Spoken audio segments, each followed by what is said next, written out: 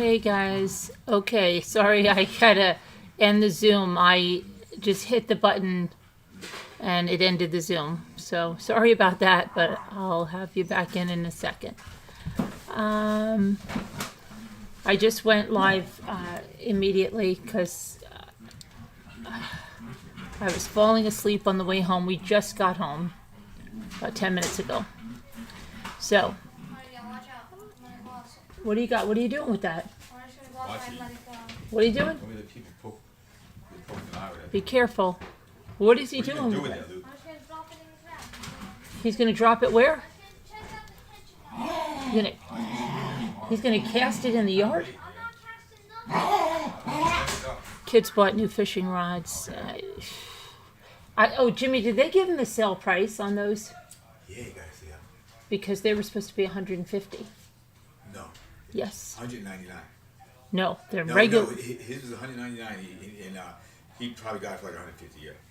I saw the thing. You better make sure on his receipt. It was. Oh, you know. Because you make sure. $199 normal. Ethan's was a little less because he had a different kind of line, and they both got whatever, some kind of sale off of it. Oh, Isabelle. Isabelle's here. Hi, Isabelle. I have your Happy Mail. Right over here. I got it today. I was going to open it. Hi, Senzrisa. I guess I'll open it right now.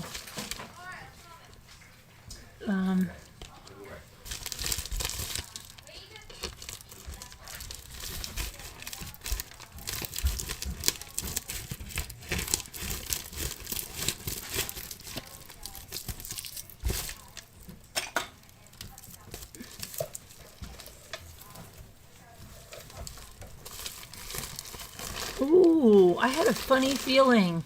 I had a very funny feeling. And I was right. You sent napkins. Ooh, something squishy. Something, squeaky. Oh, what is this? Okay, let's see. Wow. Okay, take that. Wow, a lot of stuff in here. Ooh, pretty napkins. Let's see. Oh, this is, this is a note. I was going to say, okay, it says, Dear Carolyn, I hope you're doing fine. It's your birthday and we are live. I am sending you the napkins I had. You may have some of them. It's hard to know your inventory. Also, I'm sending you some little necklaces I did. I think you like sunflowers. Yeah, I think so. And I did not know which one to send you, so I sent you a few. I also sent you a kit in case you would like to try it. Oh, good. You could do one of your beautiful ray in the heart shape if you want. I will tell you which glue to use and how. I would like to take this opportunity to tell you how much I love you and to thank you for everything you do for your community. Also, during the pandemic, you have helped me a lot by being online and helping me find some sleep with your beautiful and calm voice. Please take care of yourself. Greetings to your family, your friend Isabelle B. from Quebec, XOXO. P.S. The necklaces are not perfect. I am new to this. P.S. I'm sorry for the spelling mistakes. I didn't even notice any. And you actually wrote this, 6/4, my birthday. Thank you, Isabelle. Thank you. Let's see. Okay, so you sent me, these are some really nice cardstock. That's what she wrote it on too, the letter. And then you sent me, so one like that. The cardstock, very nice, very pretty. And then two like this. Very nice. Ooh, butterflies. And 2 butterflies. 2 butterflies. Very nice, thank you. And then these are really nice. Very nice. And hi Shelley Joe. Hi Margot. Hi everybody that came in. I'm in top chat. I don't know why. You talking to yourself? No, I'm talking to the chat. Did you say your top chat? I'm talking to. Oh, we should check the top chatters, but I'm in top chat and not in live chat. There I go. Then you've got this newsprint one.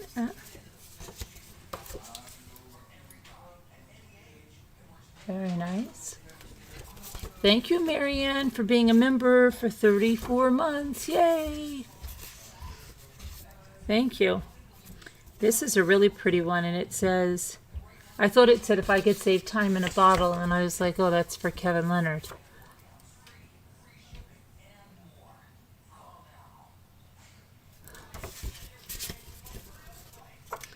Okay, and then we've got this one with the butterflies, and we have a lot of those yellow swallowtails around like crazy, and I told you they remind me of my parents. All right. And then we've got polka dots. And roses and newspaper and music notes and lace. Hi, send Risa. Hi, Deborah Vancouver in. And then we have this very, reminds me of a jester. Okay, and then, oh, speaking of a jester, Sharon, please don't look at the screen. Sharon, don't look at the screen. Sharon, don't look. That's a very cute clown. I've never seen these napkins. That is a really cute, non-scary clown. That is very cute. Very cute. Yeah, I have never seen those. And these are very pretty too. I have never seen these.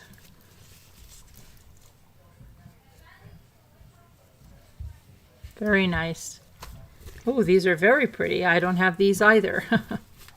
And they are very pretty, these right here.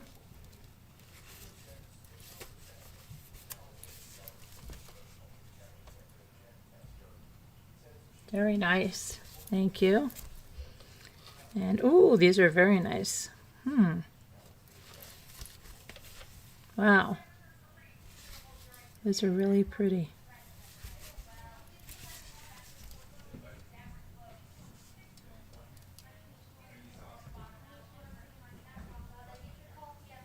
Very nice.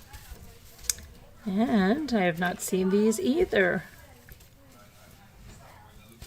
These are very pretty.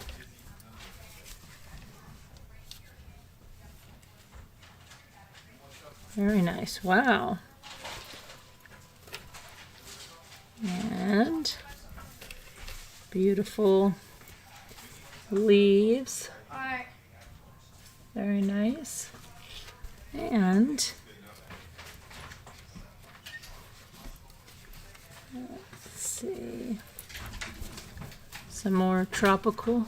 I don't have any of these. Very nice. Thank you. You're going to bed now? Good night. Love you.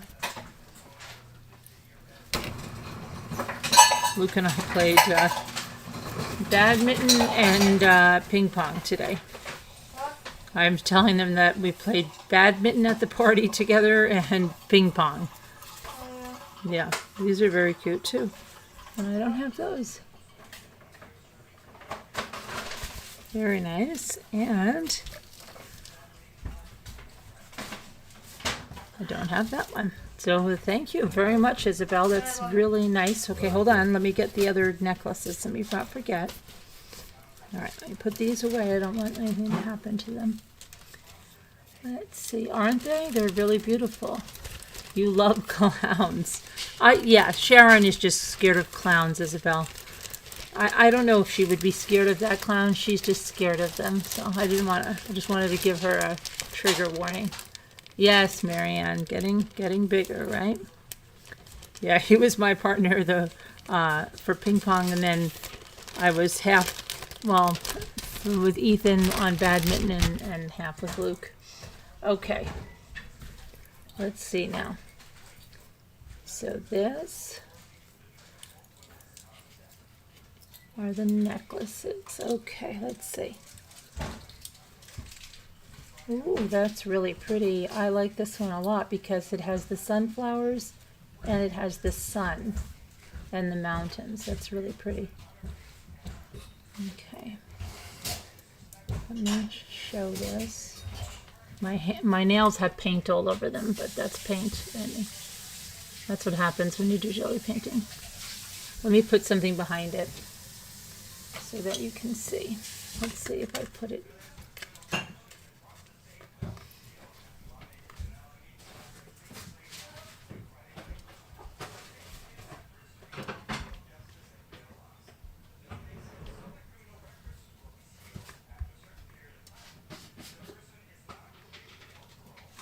That's it's catching the ring from the light, but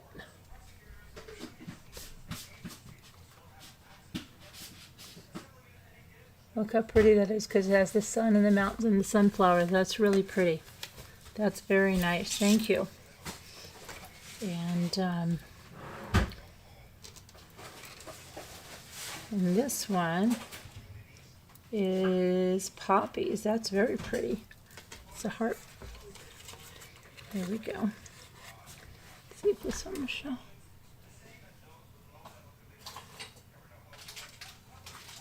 Very pretty. Okay, thank you. This is really pretty. This is really pretty. I love the sunflowers with the sun. That's very special. Let me see.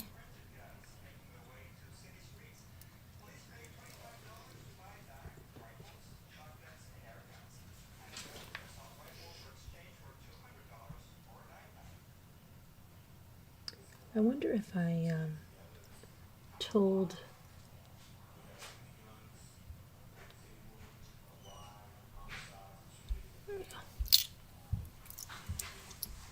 Oh, wait a minute. I put this on backwards and I put I was going to put the other one. Hold on. Silly me. Silly me. I have the wrong one. I was going to put on. Because I have all my sunflowers on today. I have my sunflowers here. Here. And my sunflowers right here. Jimmy, could you lower that? Sure. Thank you. All right. And thank you, Isabel. All right. And now you sent me more stuff over here. So hold on. Let's see. Oh, wait a second. Oh, wait a minute. There's another one. Oh, there's two. Okay. Oh, hold on. That's not it. Oh, these are really pretty. Oh my goodness. Okay. Wow, look at this. Okay. Hang on. My ankle is killing me. I don't know why. I took a walk when I was at that place. I wouldn't want to miss out on my walk, so I walked 3 miles. And then I played badminton and ping pong. And oh my gosh, hold on a minute. Jimmy? Jimmy?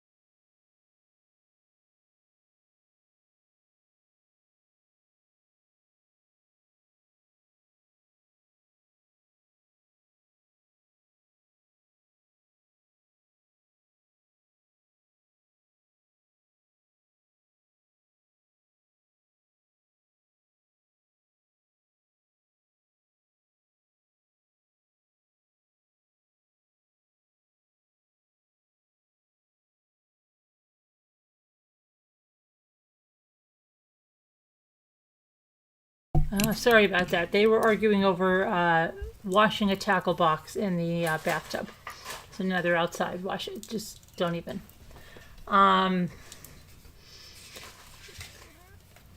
But then this was a little tangled, so then I had to untangle that. So this is really pretty too. Wow.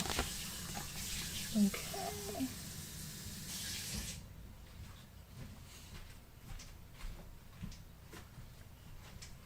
I'll have to show them when I'm on my phone over there, and then you won't have that glare. But that's very pretty too, Isabel. Very nice.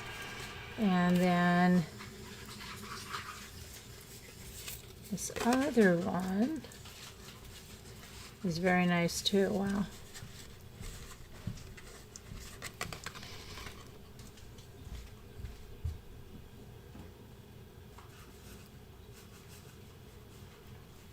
Very nice. Thank you. Let's see. So now we've got those, and then wait, there's more. Okay, so we've got that. We've got this one. Keep those there. Nothing to get tangled. And then you sent me. This is all supplies.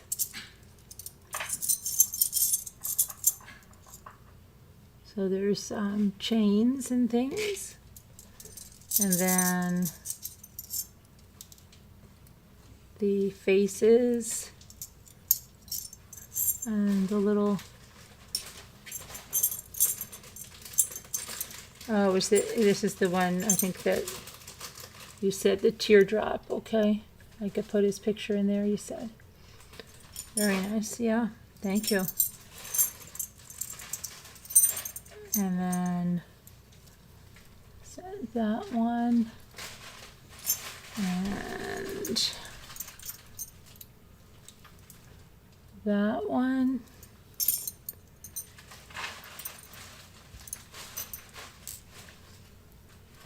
and a heart. Thank you. That's very nice. Thank you. Thank you. Yeah, you'll have to tell me how to do that. I have to print out new pictures anyway for my locket that Teacup got me. I have to get the right size there. Okay, I'm going to put those in there. Thank you very much. So it's very nice of you to send that along. I really appreciate it. They're beautiful. Thank you. And I'll talk to you about, maybe you can come on a craft live and show us how you make them. They're very nice. I appreciate it very much. Thank you. Love it. Okay, let me move this here. And, okay, so let's see. We're going to the Unibomber. Dead. And let's see what else happened in true crime, and then we'll talk about other things. Unibomber was found dead in his prison cell.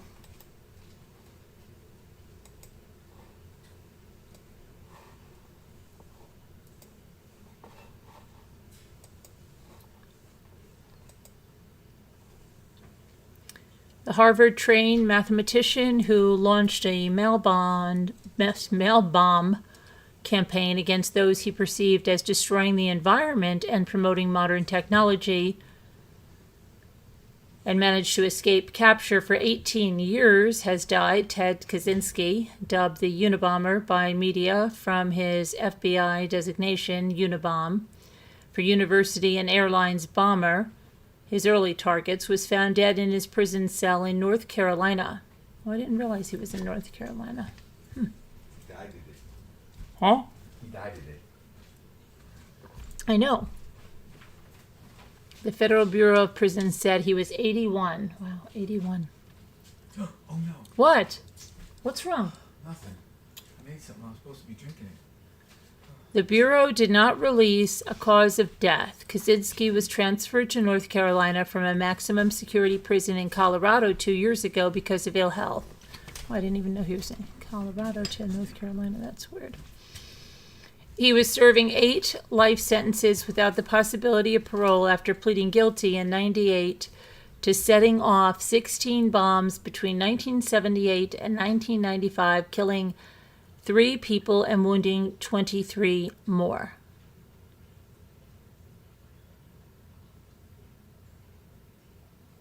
Hmm.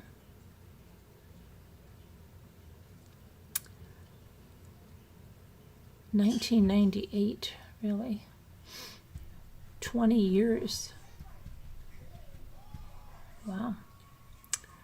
Kaczynski built all of his bombs at a remote primitive cabin in western Montana, where he had lived since 1971, and sent most of them by mail. The bombs were sophisticated and effective. A bomb on board an American Airlines flight in 1979 was designed to go off at a certain altitude. No one was killed on board the flight, which landed safely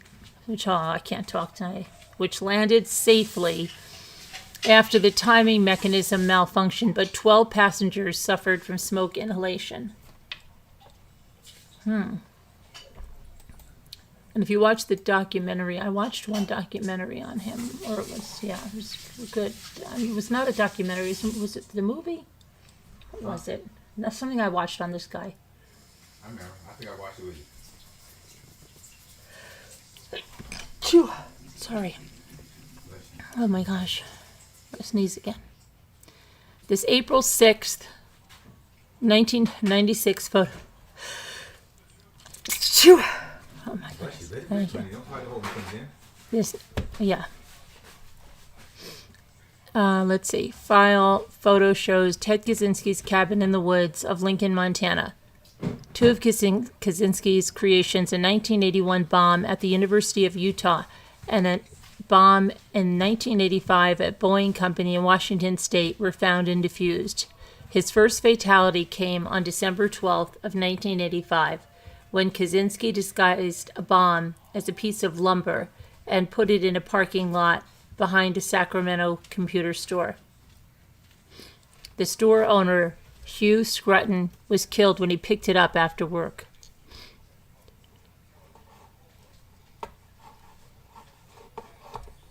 Oh, I didn't get a mouse today.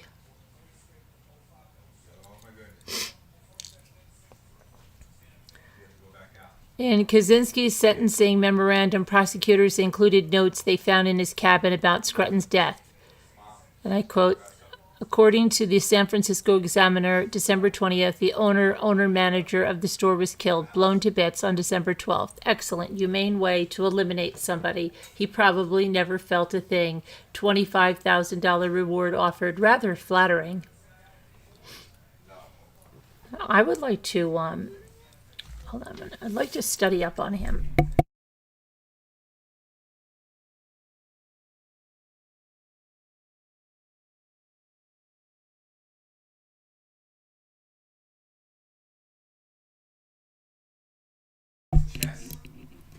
The game of chess they had something to do with how he was going to play, you know, and then they finally tricked him into doing something, and he because he had him outsmarted, and I forgot what it was. It's really you know, pretty crazy situation in the courtroom when he pled guilty. They got him to plead guilty. The other 2 deaths came from his final 2 bombs in 94 and 95. Almost 9 years to the day after Scruton's death on December 10th of 19... What? Oh, Scruton's on December 10th of 1994, advertising executive Thomas Moser returned to his New Jersey home from a trip and began sorting through his mail. A package he opened exploded, killing him. Yeah. Thomas Moser. Yeah, honey, so I think what it was is they did something to do with his plea, and because he wanted to read his manifesto. Remember? He wanted to read it. He wanted to be like a big time killer, you know, really be important, and they got him to plea in such a way so that it shut him down. They just they took him right away. He didn't get a chance to plea anything like that or talk. So that's what it was. I don't know. Okay, and then months later, on April 24th of 1995, let me see here. Kaczynski's last mail bomb killed the president of California's Timber Industry Lobbying Association, Gilbert Murray. The same year, Kaczynski mailed letters to multiple media outlets saying that he would desist from terrorism. Okay. Cease and desist. What did it say? That he would What would he do that for? Hold on a minute. My page just jumped. Okay, he would desist from terrorism if a major newspaper published his 35,000-word manifesto, which was Industrial Society and Its Future, verbatim. After the then FBI Director Louis Freeh recommended that it happen, the Washington Post did so on September 19, 1995, paid for by the Post and the New York Times. And then Kaczynski's brother recognized the writing style in the manifesto. Authorities found the Unibomber in April of 96 living in a 10 by 14 foot cabin filled with journals, a coded diary, explosive ingredients, and 2 completed bombs. Kaczynski tried to fire his lawyers and ultimately pled guilty because he didn't want them to mount an insanity defense. In his personal journals, which were released at trial, he said his motive for the bombings were simply personal revenge. And I quote him saying, while writing, "I've often had fantasies of killing the kind of people I hated. The government officials, police, computer scientists, the rowdy type of college students who left their beer cans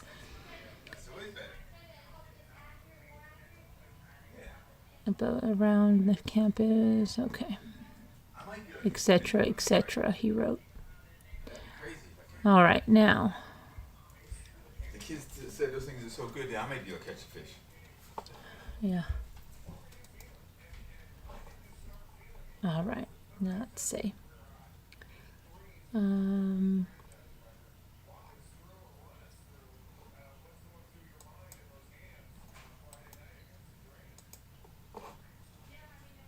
Okay, then we have 2 women found dead near an Alaska highway after one of them called 911 were murdered, according to the state police. State troopers began investigating the case on May 24th after Sunday Powers, 30 years old, was reported missing shortly after she made that 911 call. Troopers began searching along the Parks Highway corridor between Fairbanks and Anchorage, where Powers was believed to be traveling. Troopers found Powers' vehicle last week in the Trapper Creek area south of Denali State Park. They also found Powers' body along with that of another woman, identified as 34-year-old Cammie Clark. Investigators believe that Sunday and Cammie were both murdered based on evidence at the scene.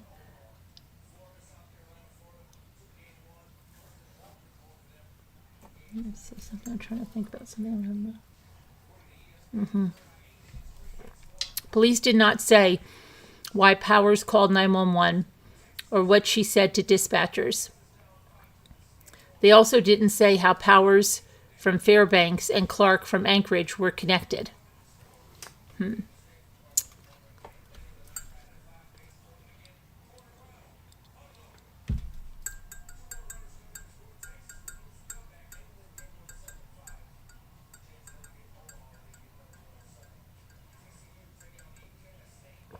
Troopers said that Powers was believed to be traveling on the Parks Highway on May 22nd and asked anyone with information to contact them at 907-352-5401. Or you can submit tips anonymously.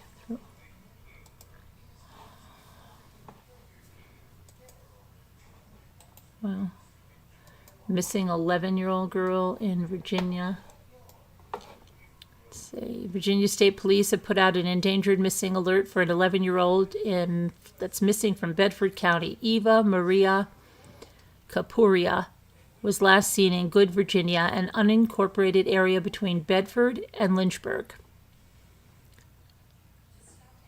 Oh, she's been located safely. That's an update. Hold on a minute. Yay. Okay. She was located. Let's see.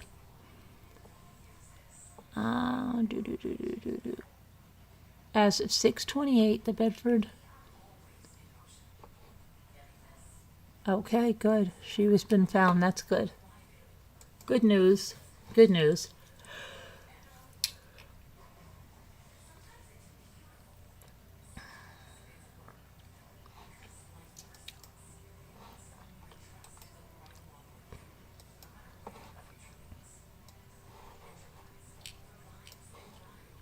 An Indiana man is accused of stalking and threatening Taylor Swift, her family and crew, at one point writing that the pop star deserves to be shot. Authorities allege that 36-year-old Mitchell Tybell of Long Beach, Indiana, engaged in disturbing activity between March and May, showing up at the singer's homes in concerts and sending intimidating messages, and posting troubling material on social media. On March 25th, Tybell allegedly sent images of weapons to Swift's staff and threatened to destroy them. Tybell is accused of leaving a message with Swift's father 5 days later in which he claimed to be Swift's soulmate and is the only one that can make her secure. A dancer on Swift's tour also received a threatening Instagram message from Tybell, who allegedly posted an image of someone shooting a gun at a firing range and wrote, "If today there is the sexual performance of vigilant something, you can be sure that we will destroy you and all the dancers and Swift too. I think you know what happened to Joe Alwyn." This is the guy. The message appeared to reference Swift's song entitled Vigilante Shite. Alwyn is Swift's former boyfriend. Tybell also reached out to multiple governors' offices and claimed that his presidential campaign would be included in Swift's Eras tour. He further is accused of leaving a voicemail with Swift's management company stating the two need to meet and he would wear a bomb on his chest. Investigators allege that Tybell posted threatening videos on Instagram with the caption of one video stating that Swift deserves to be shot. He also has a YouTube page claiming that him and Swift are getting married. Hang on a minute. Does he have a YouTube page? Oh, he does. Yes, his YouTube says Mitch Tybell and Taylor Swift are getting married. He has 7.67K subscribers. Are you kidding me? Wow. I wonder if they all just came after this. Crazy. When did he created his channel? April 26th of 2021. In the description it says, viewed playlist on TV screen celebrities. Dr. Taylor Swift and Mr. Mitch Tybell are getting married. Also, Instagram, Facebook, TikTok, Twitter, LinkedIn, and then he had a website, MitchTybell.com. Then he hashtag Taylor Swift, Taylor Swift's tour, Eras tour, Mitch Table, entertainment news, music industry news, entertainment, music industry, Taylor Allison Swift, Taylor Swift, genius, comedy, funny, comedian, very funny. And then he put links to his Instagram, which looks like they've taken the Instagram down. And Twitter's still up. His Twitter says, I'm an actor, TV host, comedian, award-winning political film director, and now an author. On May 25th, he says, Taylor looks sad without Mitch Swifties. On May 21st, he said, Taylor is getting married to Mitch Tybell. Taylor Swift Tybell is clearly spoken for.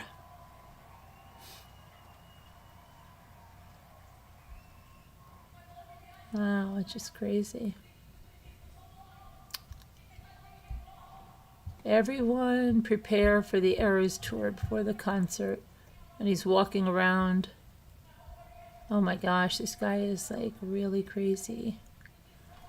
Oh boy. Okay, so let me see. Jimmy, could you lower that, please?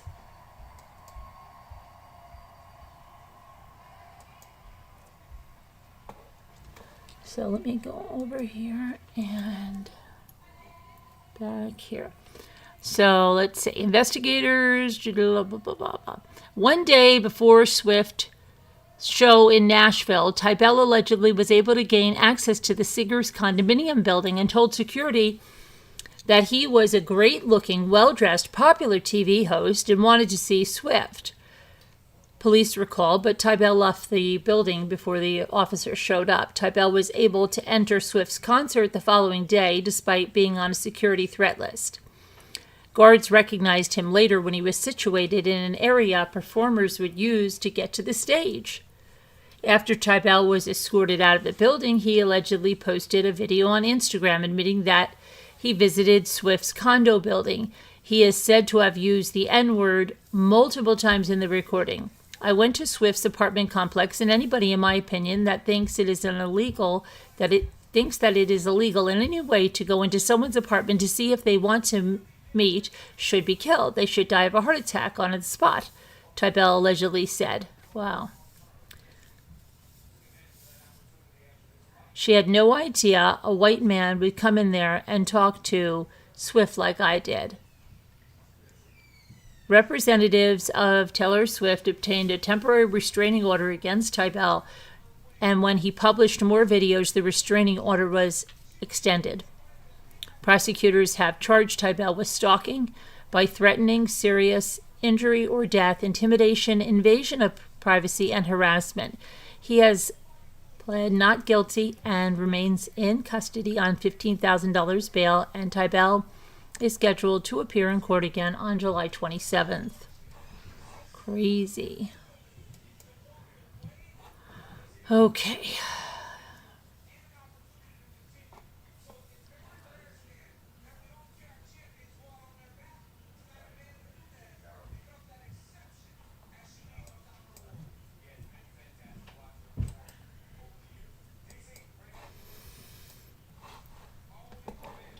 Bryan Kohberger.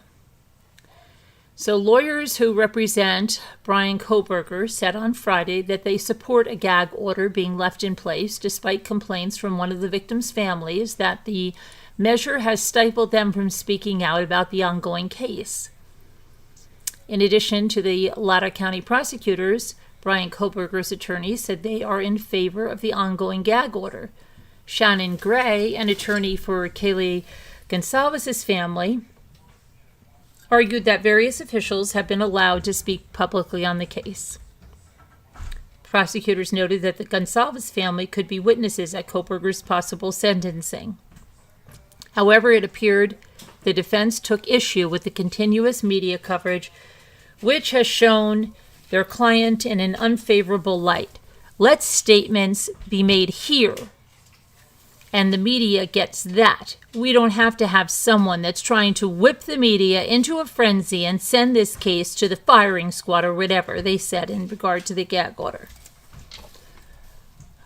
In court documents that were released, that were filed on Tuesday, Kohberger's legal team requested limited courtroom filming during Kohberger's hearings as they claimed it could violate his Sixth Amendment right to a fair trial. Crime Stories host Nancy Grace was mentioned in that filing, with the defense citing her and other media commentators' segments on the case, which were widely shared on social media. The defense wrote that Kohberger's filmed court appearances have facilitated media outlets to broadcast unfounded opinions about their client. Following each of Mr. Kohberger's court appearances, numerous social media posts have been made regarding him through Facebook posts, YouTube, TikTok, and podcasts. each video attempt to analyze Mr. Kohberger's demeanor by observing his body language from one court appearance and describing him using phrases such as cold iciness. Oh my God. It looks like he is just filled with darkness and hate, and he keeps getting creepier, among numerous other phrases. The filing includes a screen grab of one of Grace's segments posted to TikTok in which she talked about allegations that Brian Kohberger broke into a female colleague's apartment and installed cameras. Latah County District Judge John C. Judge, I love that, said on Friday that he would rule on the gag order later. And Nancy Grace left a statement after that saying that our Constitution calls for open courtrooms free to public access and all who wish to see justice unfold. We are also protected by freedom of speech. I believe it is wrong that the families have been silenced by the gag order. Okay. Let's see. And that's it. Then we'll know what's going on.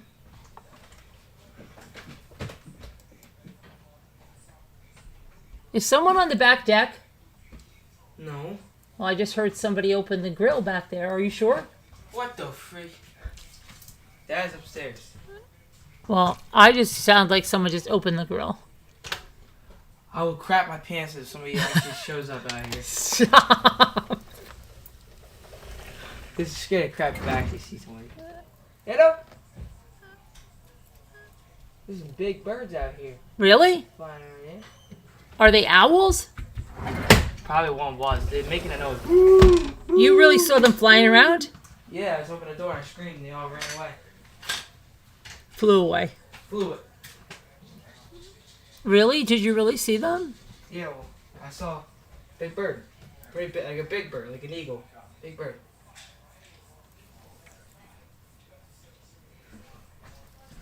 If you fish on the lake, every time you always see the eagle flying around.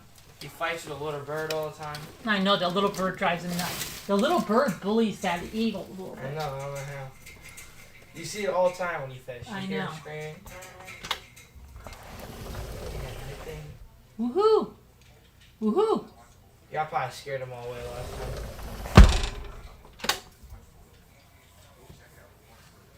What the heck is the stuff in here, man? What are you looking for? You don't got any lemon stuff? Lemon? Lemon flavor so I can flavor my water? What water? Water. What's he doing? Over that, it would be in that cabinet. What are you looking for? Look, this one? What are you looking for? Hold on, I got it.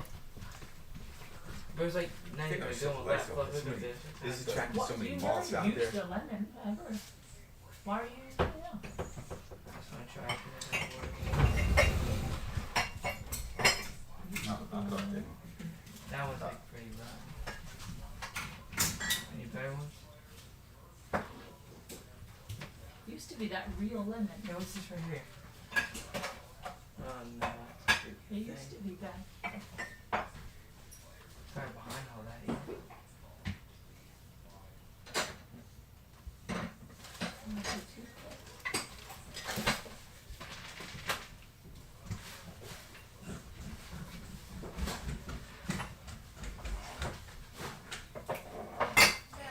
I don't know. You should tell if you want that stuff. I didn't know you even use that. Yeah, we're gonna be doing some fishing tomorrow. Yeah. Right, Ethan? Yeah, well, I ain't gonna beat you a little black. Yeah, one more. Buddy's from the office. Okay. That's about And I'll have to buy some more. You just What, Mom? What? This is is it? Hey, let me show you something. What are you looking for, Mom? This is expired. Can I still have it even if it's expired? This Yeah, is of course. it's fine still. What is It's that? What expired. flavor is that? Let me see that. Lemonade cherry. Blackberry cherry. Oh, That means so that's good? what. $26.20. Oh. Should Should I try? That 2020, that. Here it is. It's that stuff again. Should I try it again? You tried it already once before. I don't like that stuff. Yeah, it's 2020. That's. Whatever you want. Alright, look, you see the 16 pack I got here? Get some lemon juice. So wait, you know Do you what? ever get any tea there? Did we get any tea or anything? No, because they didn't have any. Oh, yeah, 16 Oh, packs. it's too late for tea. Put some lemon juice in there. I don't care. I'm just thirsty. Limeade, I drink tea. you know? Sorry, guys. I got water upstairs. It's kind of late anyway. And But the you drink bottom. water. There's no tea. Oh, there's some, what do you call it, kind of tea over there. Okay, more on Bryan Kohberger. Let's see. Sugar free. Shannon Gray, Diet. an attorney for Kaylee Gonsalves' family, pushed Good night, for love the. you guys. Good night, I love you. Dad. The other day? Good night, love you. For the order to be lifted, Yeah, that was it. as he said that various officials have been allowed to speak about the case, but not them. Gray also accused prosecutors of not keeping the Gonsalves family updated about the ongoing case. The Lattick County District Judge, John C. Judge, said he would not rule on the gag order at this time. It was implemented in January.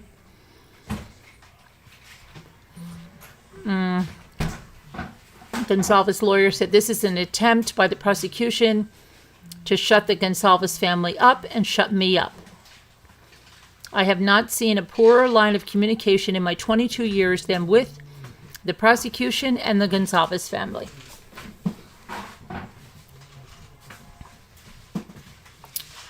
Okay, it says he is jailed without bail. His trial is scheduled to begin October 2nd. Yeah, right, sure. You know, that's not happening. Now we have, let's put that, there we go. There we go. Okay, a Minnesota man is behind bars facing murder charges after police found a body Wednesday night identified as missing mother Madeline Kingsbury. On Friday, 29-year-old Adam Fravel, he's 29, appeared in Winona County District Court in Minnesota at 11 a.m. What's going on? Huh? What did he say? I took, when I was taking some tags off, I put on clear and I was going to clean them off and then he cleaned them up for me. No. To face 2 second-degree murder charges, the court appearance comes after Fravel's arrest on Wednesday evening. The Minnesota Bureau of Criminal Apprehension said that Fravel's wife, 26-year-old Madeline Kingsbury, was last seen on the morning of March 31st in Winona. Police say she failed to pick up her children from daycare, which, according to her family, was out of character. She also failed to reply to numerous calls and messages from loved ones. Investigators believe Kingsbury returned to her home around 8:15 a.m. after bringing the children to daycare. Fravel told police that he left Kingsbury home around 10 a.m. that morning in question. When he came back later that day, she was gone. Fravel and Kingsbury lived together, but they were no longer in a relationship, and Kingsbury was looking to move into a home when she disappeared. According to the criminal complaint, a deputy from the Fillmore County Sheriff's Office searched a rural area located in Fillmore County about a mile away from Highway 43 between Choice and Mabel, Minnesota, and found a human body on Wednesday night inside a trench connected to a gravel road. The remains were wrapped in what appeared to be a gray fitted bedsheet secured with black Gorilla Tape. Investigators discovered that the Fravel family regularly maintained this particular property, which is in close proximity to the defendant's parents' home. And then, while searching the Kingsbury home in Winona, investigators found a roll of black Gorilla Tape that matched the color and width of the tape found on the fitted sheet used to wrap the body. The gray fitted sheet was similar to bedding found at the Winona residence, according to the criminal complaint. Okay. Prior to finding Kingsbury, police interviewed Fravel about after friends said he threatened the victim and told her that she would end up like Gabby Petito. Wow. Unbelievable.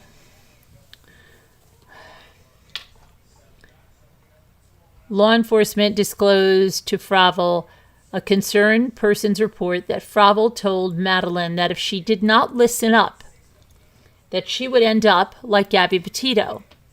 Fravel admitted being infatuated with the Gabby Petito case. Fravel also admitted that he made a statement to Madeline about her ending up like Gabby Petito. Fravel claimed he was trying to make a joke. The Gabby Petito case made national news. It was this story, of course, of the 20-something-year-old van life blogger who was killed by her boyfriend, Brian Laundrie.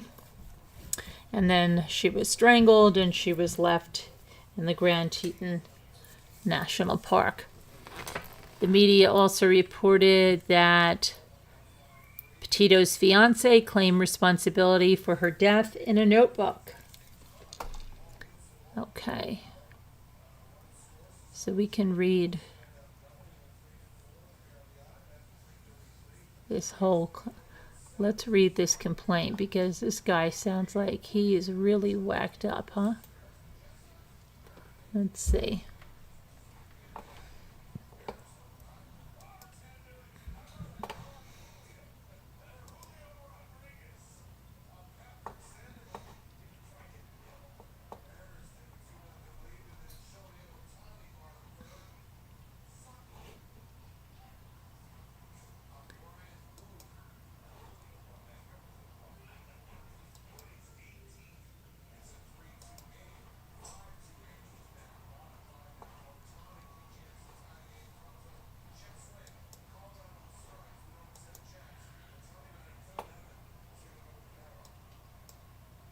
Hold on, I'm just downloading the...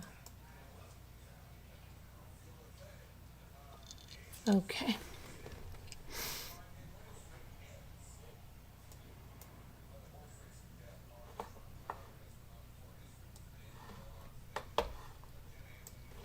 Okay, so this is the criminal complaint.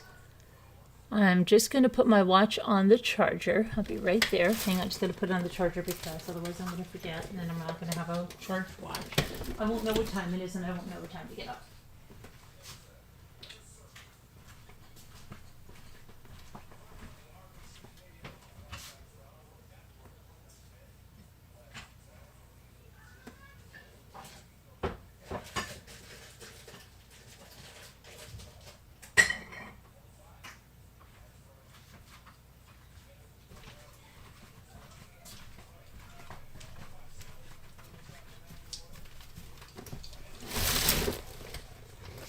Okay, so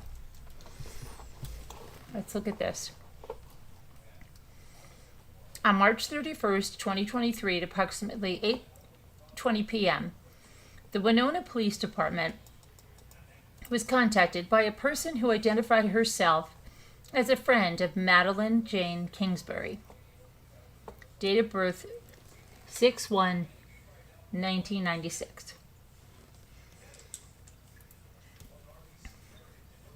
The friend reported to police that she was concerned with the health and safety of Madeline. According to the friend, Madeline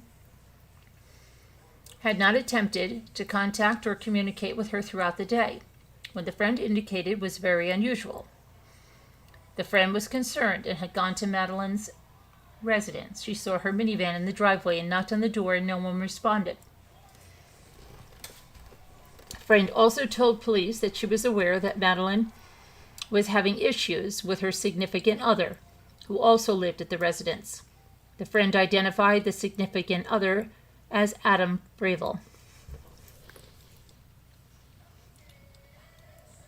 This almost reminds me of another case where that husband was arrested years later for killing the wife. It was something about the table being knocked over with the umbrella. I think it was, let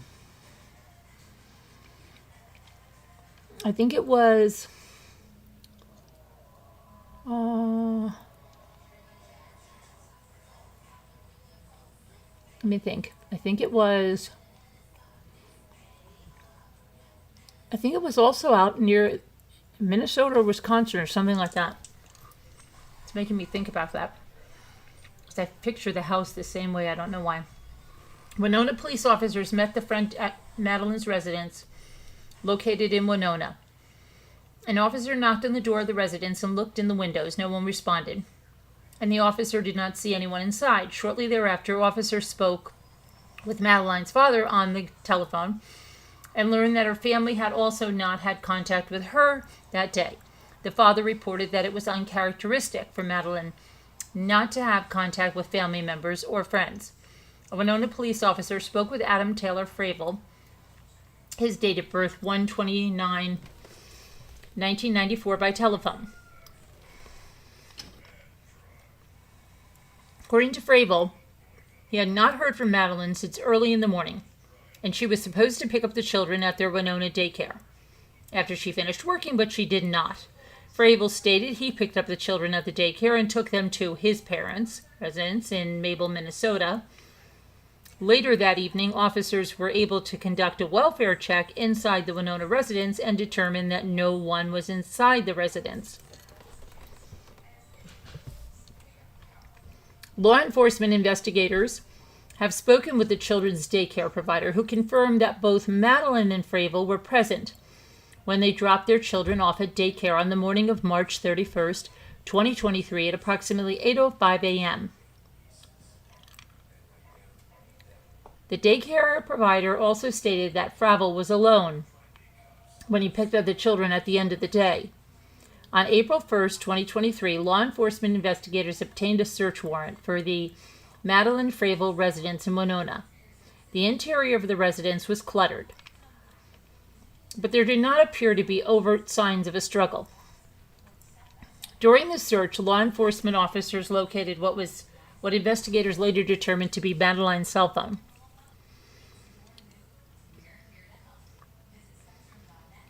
You wanted to help search for her, but you couldn't find anyone to go with you?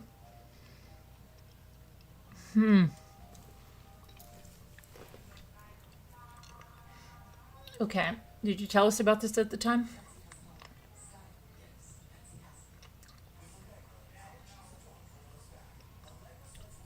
Okay. During the search, law enforcement officers located what was later determined to be her cell phone, a jacket, and a purse in the residence. Investigators also located a laptop computer that was determined to be the one that Madeline used to work from home.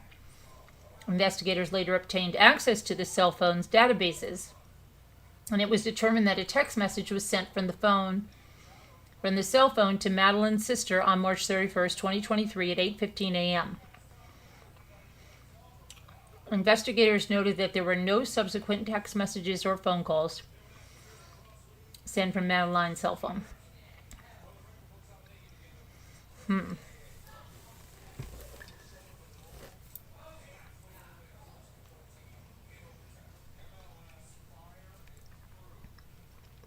Sorry, I just had to swallow something because I had to have something I was going to pass out. Okay, sorry about that. Law enforcement investigators had follow-up conversations with Adam Fravel on April 1st and April 2nd. During these conversations, Fravel told investigators that he had met Madeline at college in Winona and that they had an on-again, off-again relationship for the past 7 years. Fravel stated that they have 2 children, ages 5 and 2. Fravel indicated that Madeline worked from home and in Rochester, Minnesota. Fravel stated that Madeline would generally travel to Rochester for work on Mondays and Fridays, and he acknowledged that Madeline was the primary income producer for the family and that she would forward him money electronically to pay the family's bills. Fravel acknowledged that recently their relationship was not working, so they decided to separate and were in the process of moving out of their Winona residence. Madeline had been looking at different apartments in the area for her and the children to live in. Fravel indicated that about 2 weeks ago, Madeline had told him that she had begun a relationship with another man, but that he did not know how long the relationship had been going on. He stated that on Friday, March 31st, together he and Madeline dropped off their children at daycare at around 8 a.m. and they drove home. The most dangerous time is when when the partner is leaving the relationship. Together, he and Madeline dropped off their children. Once they arrived, Madeline stated that she had an online meeting and afterward was going to Rochester for work. He indicated that he observed Madeline go downstairs to her home office. And during the conversations, Fravel stated that he had planned to do property storage runs most of the day. His plan was to travel to his parents' house near Mabel, Minnesota, with items he wanted to store at his parents' residence and return to Winona. Take items to a Midwest storage located in Winona. Fravel indicated that prior to leaving for Mabel, he had stopped at a gas station near his Winona residence. He said that when he loaded up Madeline's van, he wasn't really paying attention to what he was loading. Fravel believed that he left his residence and began driving the van to Mabel at approximately 10:15 a.m. He continued with the following information. He stated that when he got to Choice, an area in Fillmore County, he started thinking about what he was going to do. He said he looked to the rear in the van and realized the items he had were meant to be stored at the storage unit, not his parents' place. He turned around in the driveway of a barn in Choice, and he drove back to his residence in Winona. Fravel believed that he arrived at the residence at about 11:30 and emptied the van at the residence that he was staying in with Madeline.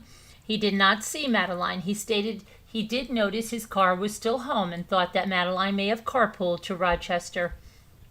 Fravel stated that he remained at the residence for the remainder of the afternoon, and during this time he texted Madeline, but he never got a response.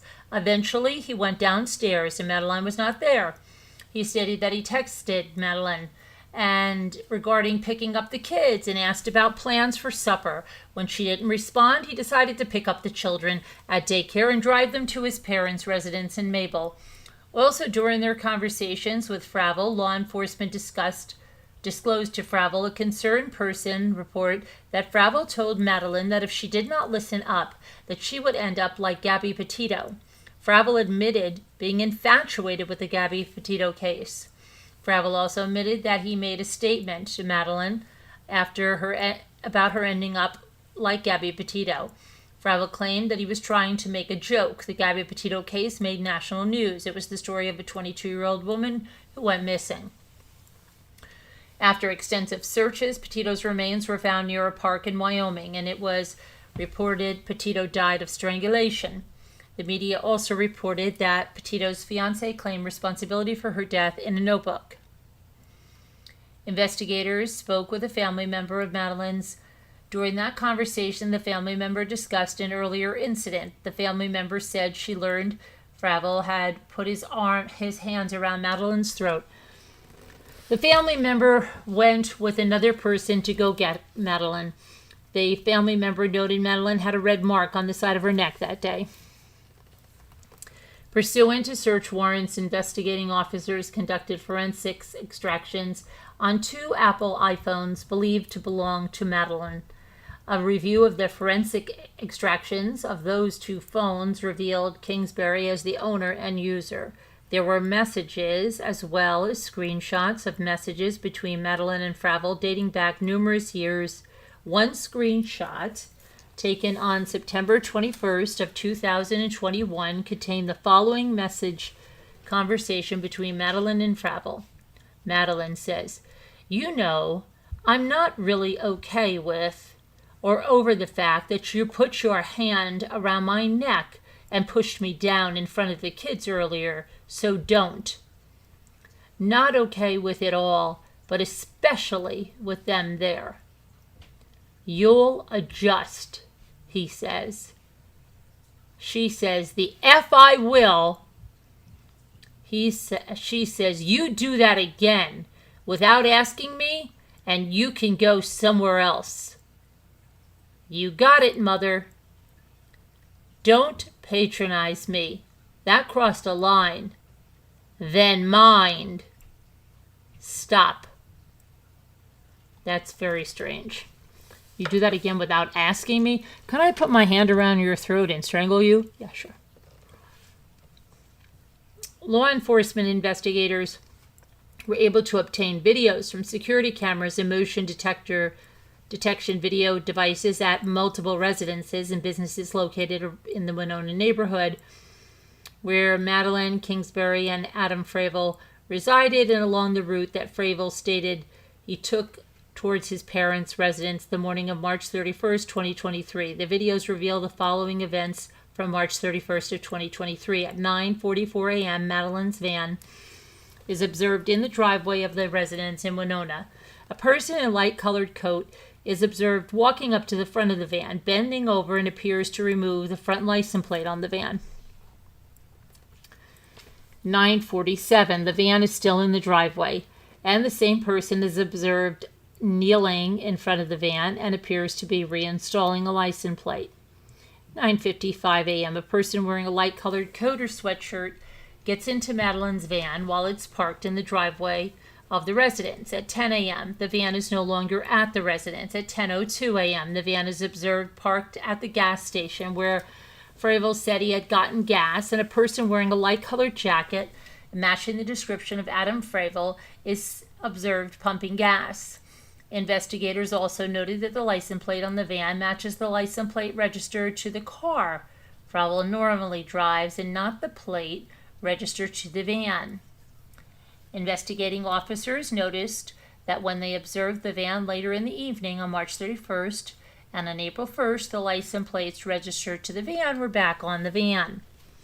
The van is observed backed into the driveway at the Madeline Fravel residence in Winona at 10:31 a.m. At 11:26 a.m., the van is observed driving away from the residence. A van matching the description of Madeline's van is observed traveling southbound on Highway 43 in Rushford and in the direction of Mabel. A van matching the description of Madeline's van is observed traveling southbound at 11:59 on Highway 43 south of Rushford and in the direction of Choice and Mabel, Minnesota. At 12:44 p.m., approximately 45 minutes later, a van matching the description of Madeline's van is observed on a video from the same location traveling northbound on Highway 43 in the direction of Rushford and Winona. 12:47 p.m. A van matching the description of Madeline's van is observed traveling northbound on Highway 43 in Rushford. At 1 p.m., a van matching the description of Madeline's van is observed traveling northbound on Highway 43 and turned east onto Winona County Road 12 in the direction of Winona. Okay, let's see here. At 1:28 p.m., a van matching the description of Madeline's van is observed in the driveway of her Winona residence. As part of their investigation, law enforcement officers traveled the route that Fravel stated he drove on the morning of March 31st, 2023. Investigators noted that, with the exception of the 45-minute time period between the time he observed traveling south of Rushford on Highway 43 and later at the same location traveling northbound on Highway 43, the times are consistent with normal expected travel times between the locations. On June 7th of 2023, a deputy with the Fillmore County Sheriff's Office was searching a rural area in Fillmore County next to public gravel road approximately 1 mile from Highway 43 between Choice and Mabel, Minnesota. Investigating officers learned that this property had been routinely maintained by one or more Fravel family members. This property was also near the residence of Fravel's parents.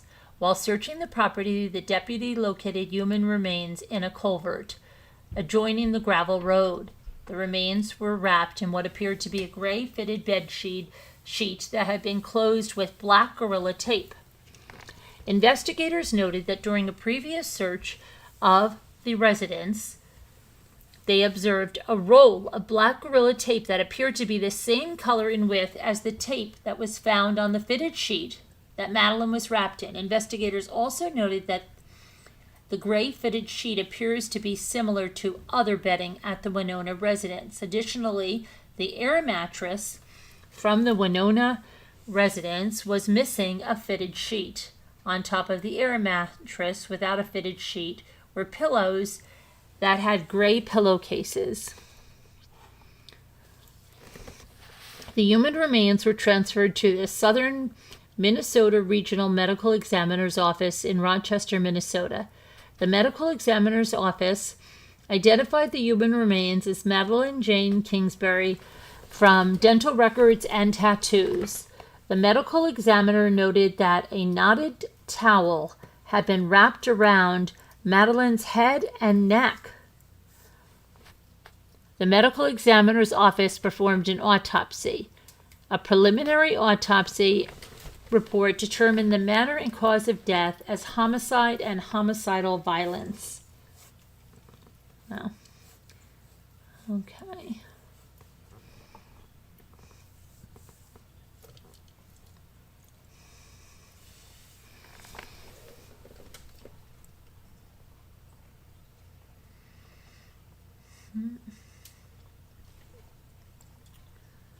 Okay, so he's charged with murder, second degree with intent not premeditated.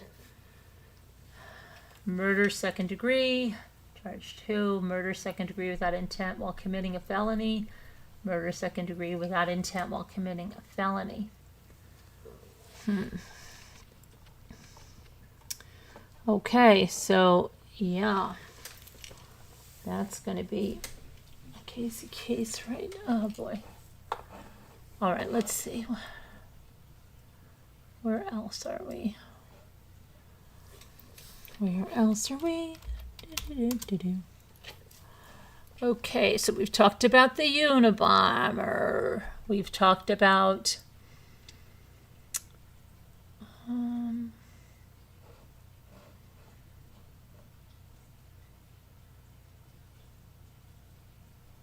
four missing children were found alive after missing 40 days in the Amazon jungle. Wow. That's some good news.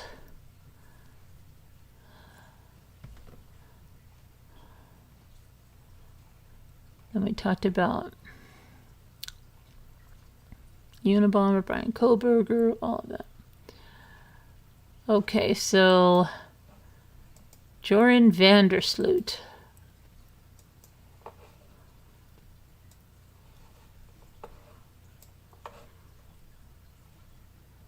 During his initial court appearance on Friday morning at Alabama's Hugo L. Black Courthouse, Joran Vandersloot entered a plea of not guilty to charges of fraud and extortion.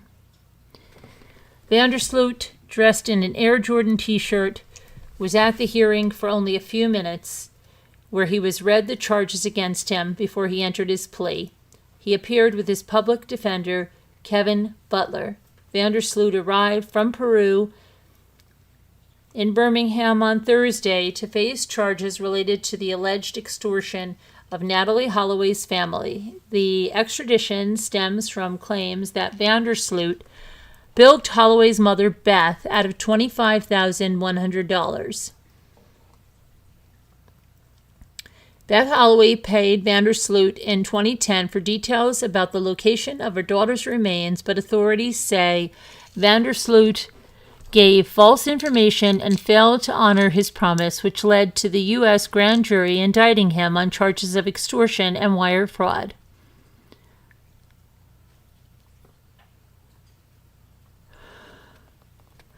So we'll see what happens.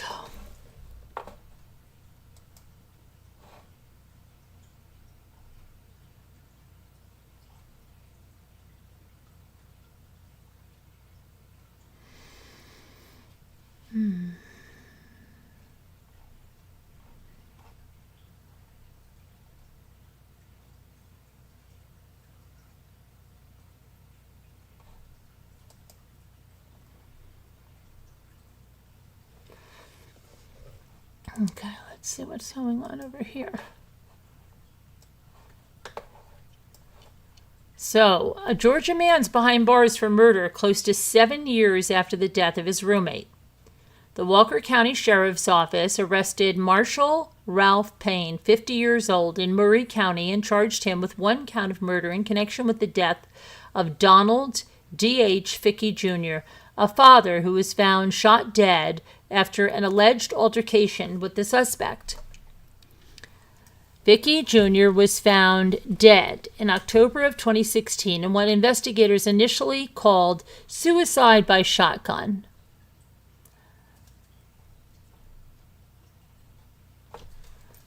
Okay. Hold on one second. Okay, the incident happened in Walker County shortly after Vicky texted family members pleading for a ride after someone threatened him, according to his sister, Amanda Shirley. Amanda, who has been fighting for her brother since his death, said there is no way her brother took his own life. Investigators first ruled his death as suicide, and then 4 years later they changed the death to undetermined. My brother is gone, Shirley said. Nothing can bring him back, but I hope in getting his story out there, no other family will have to go through the pain we are forced to live with every day. My whole family is still in shock and has been traumatized by the whole situation. It's unclear whether Payne has obtained an attorney. His arraignment is scheduled for June 25th. Okay, and then there is...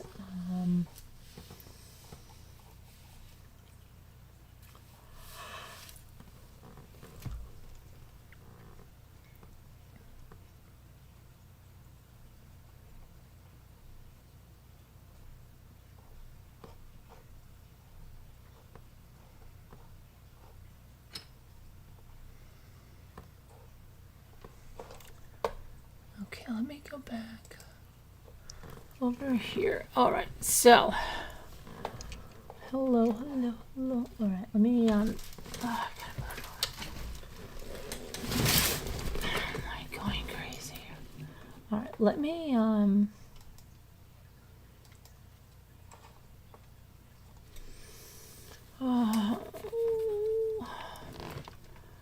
to get packages out. Whew.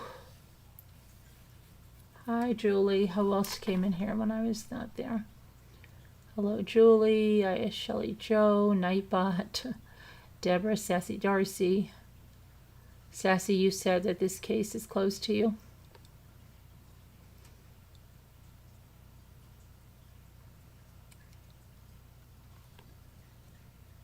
Yes, and the 13-year-old must have done a great job playing mother. Okay, I'm going to put the number into Slack.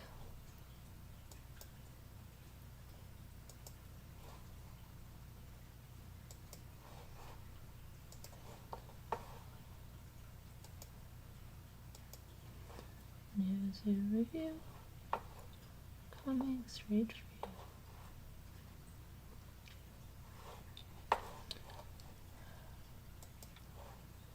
Hello.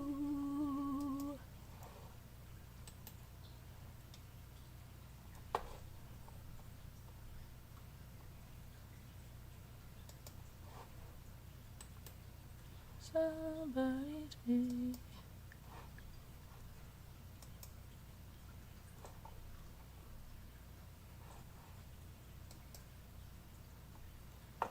Here's a friend of Flo on the go, growing pineapples inside of her house. Hold on.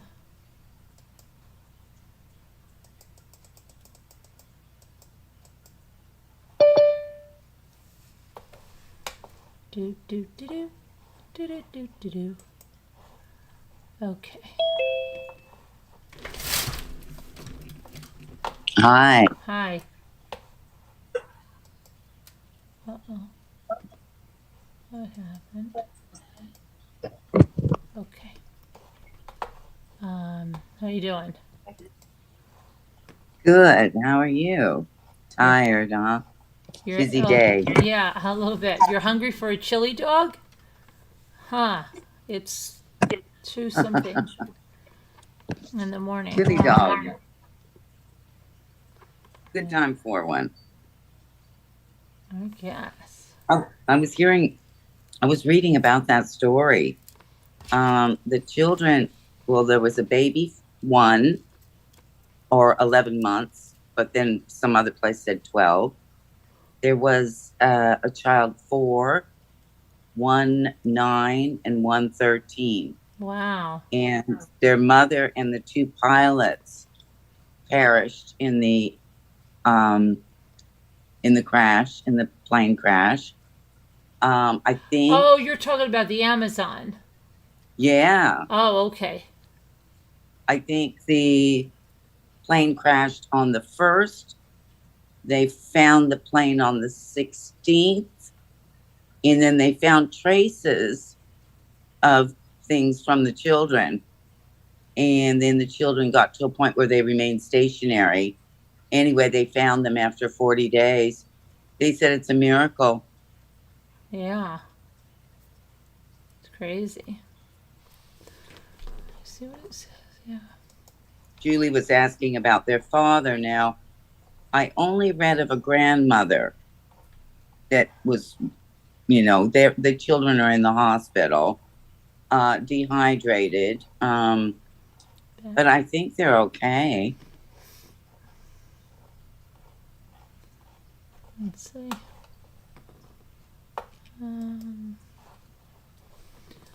Look it up. Ow. You just don't hear of that in 40 days, especially for the babies.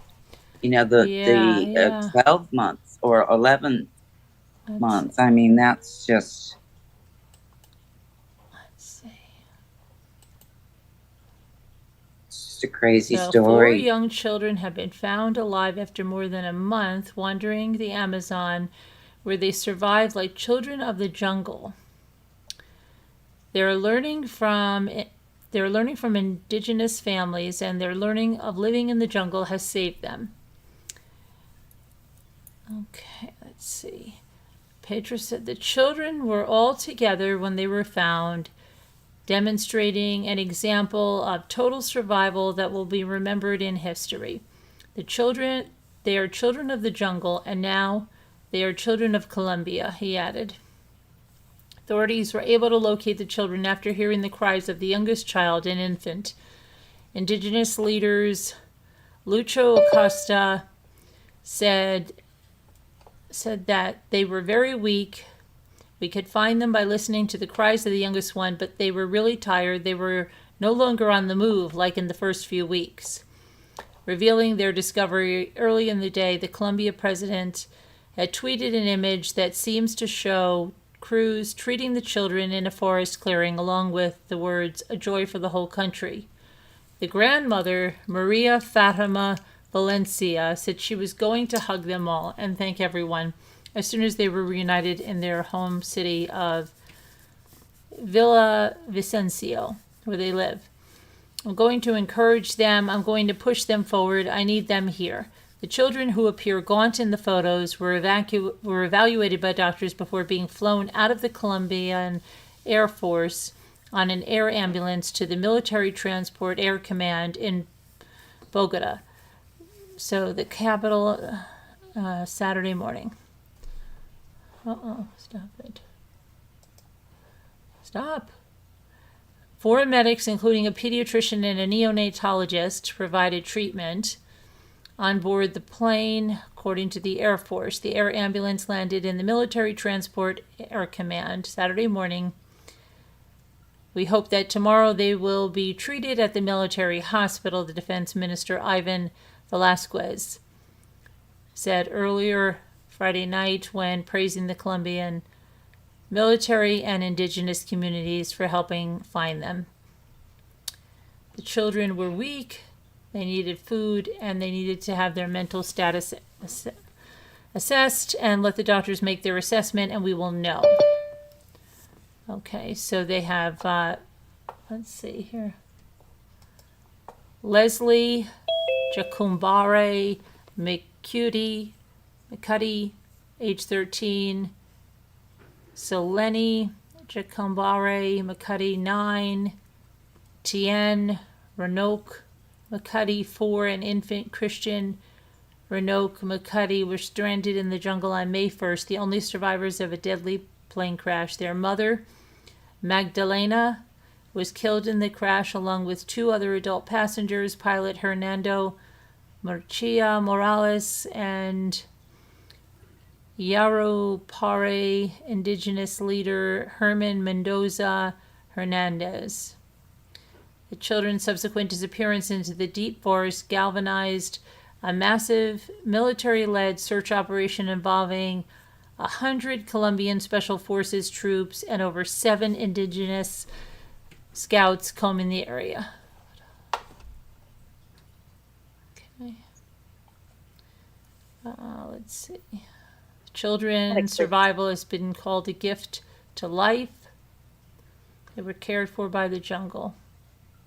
Their grandfather, Fidencio Valencia, said he and his wife have endured many sleepless nights worrying about the children. For us, the situation was like being in the dark. We walked for the sake of the walking, living for the sake of living, because the hope of finding them kept us alive.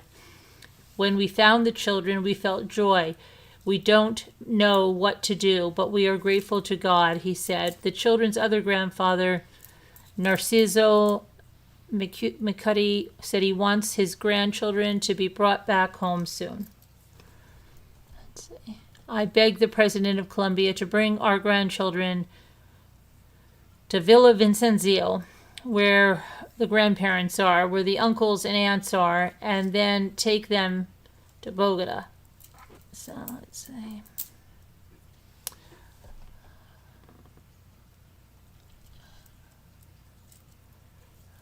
They all added a little effort so that Operation Hope would be successful. A lot of people shed a tear or two, but it was a very powerful moment with a lot of strength and a lot of gratitude for the moment. Let's see, here's the picture.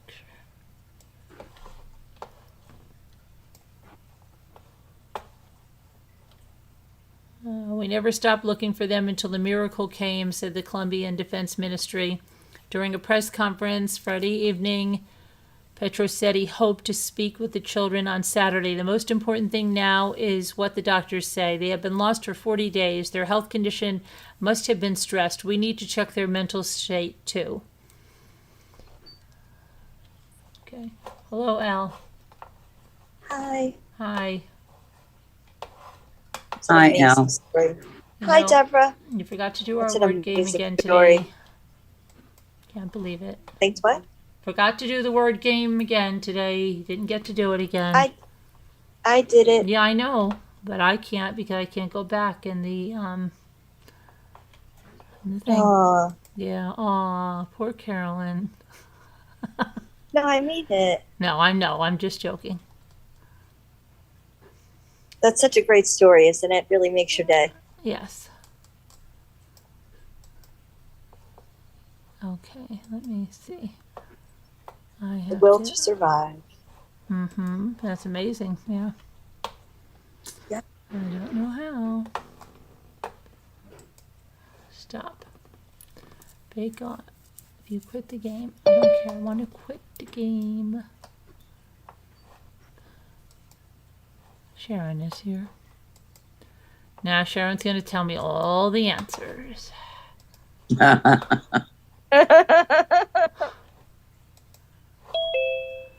Oh, I don't know. I don't know if this is today's puzzle or yesterday's puzzle. Oh, Sharon. Hi, Sharon. Hold on. Do today's puzzle then. Well, I can only do whichever puzzle they give me because on the computer they only give you one. So I don't know which one it's going to be. We'll have to see. Oh yeah, it'll be today's already. How do you know that already? After midnight. After midnight. But what if it's when at midnight on the West Coast, though? No, but it's midnight here. I know, but Wow. what if they wait till then? But they don't. Because I've done it before. Oh. Okay.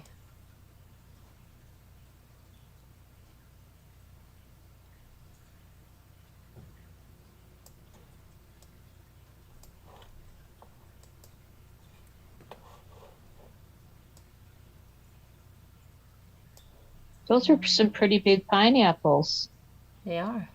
that she grew. At Well, what point are you look going to about get Baby to Doe. harvest? She grew really good pineapples, like crazy ones. Yeah, but at what point do you harvest them? When they're a little bigger. Oh. Yeah, it'll be fine. It will be great.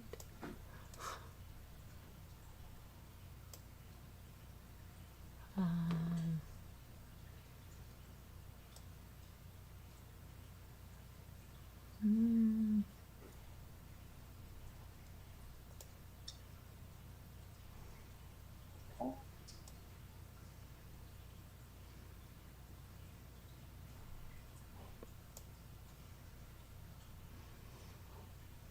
Mhm. Um,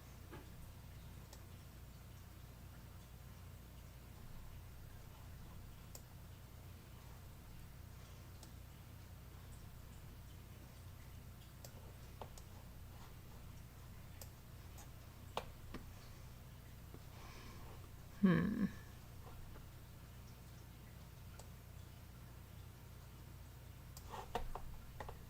Rind. Oh, you have it. Mm-hmm. Oh. Uh-oh, here comes Heather.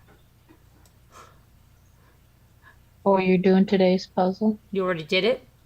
I did not. Oh, okay. I'm not going to do it, but I'll look at it. No, I can't because then I'd have to spin. And why don't you want to spin? Let's we do it together. Who? You and Mike? Yeah. What does that get you? Nothing, but it's our thing. So It's your thing to spin? we do the game together. Oh, okay.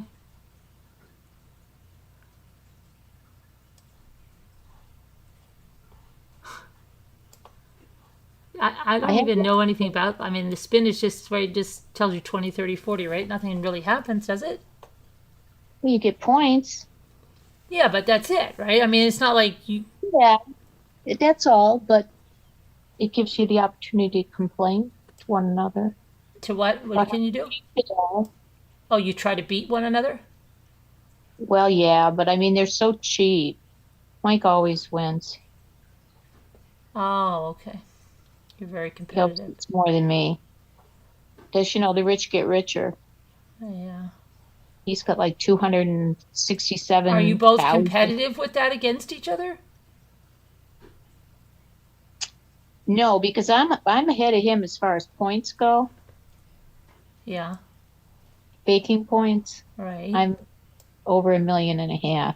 I'm like on what level? Let me see. How long have you been playing this? Quite a while. Really?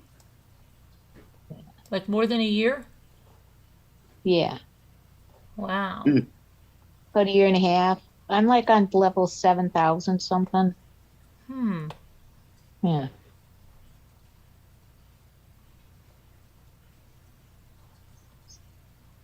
All right, I'll look and see what level I'm at. But that means I'll have to spin, darn it all.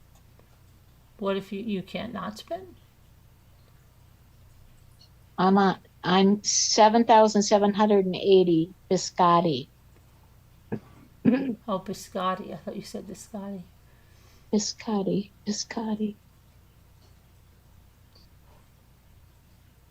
I'm on number 9. Butcher. And you both start, did he start playing after you? Just a little bit. And then he was ahead of me. And then I got ahead of him and he's never caught up to me. I'm sure of that.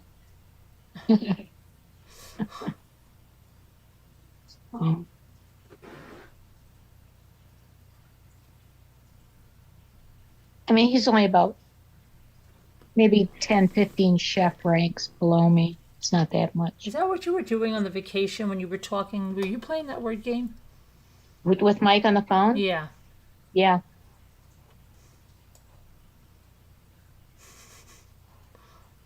Yeah, he had all the answers for me. Well, then he would have had to spin the wheel, right? Yeah, but he waited for me to spin and then he'd tell me what he got. So,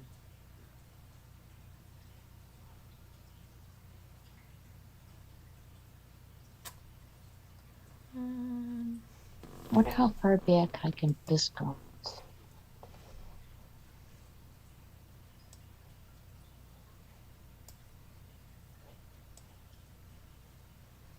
Oh my God.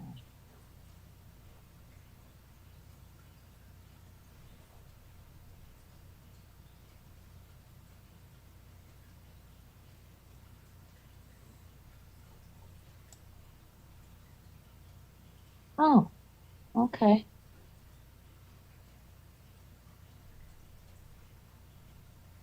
So what level are you? I don't know. I've only started playing recently. Where do I see my level? It'll tell you at the top.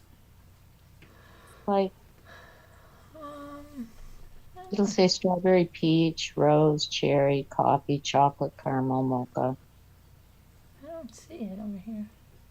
pastry chef. I don't know. I'll check in a sec, and I don't see it here. Hmm. Yeah, I'm on a computer.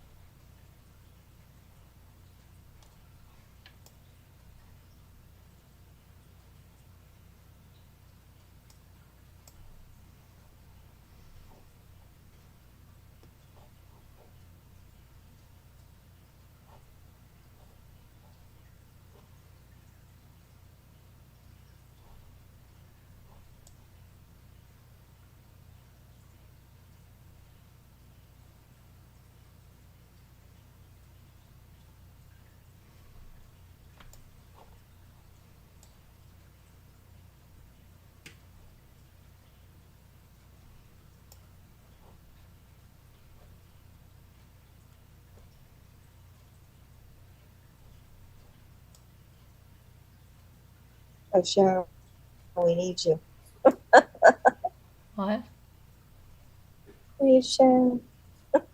What's the matter? This is a hard one. You give up too easy.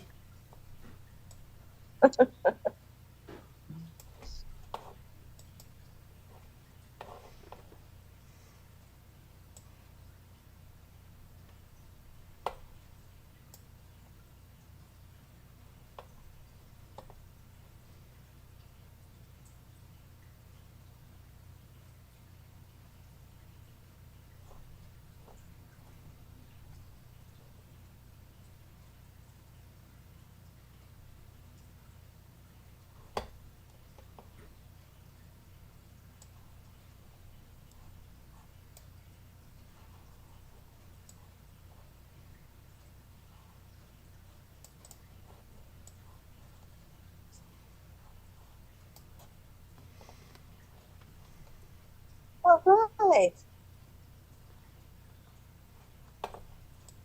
I got the top word. I can't put it in there, but I know what it is. Don't say it yet. Put it in the chat. Carolyn doesn't look at the chat. No, I'm not gonna go back there. I had to reboot my tablet twice to get in here as it is.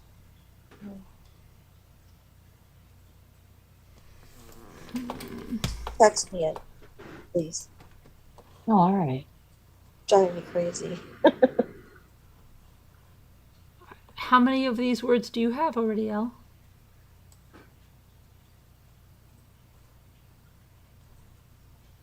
I have The ones that you have. Oh, okay.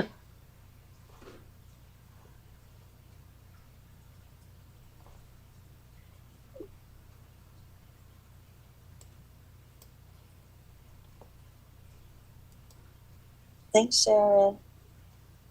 It could be another one too. Yeah, there's two.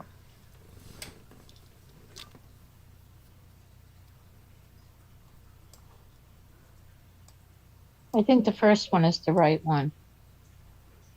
Maybe not. Yeah. And there's a word in that. That's also another word that she doesn't have. Absolutely. Yeah, the Yep. first 5 letters, for instance. Yep. Yep. Yeah. And then the first 4 letters of the second word, maybe.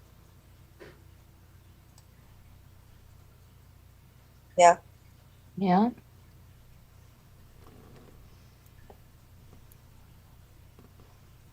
Yep.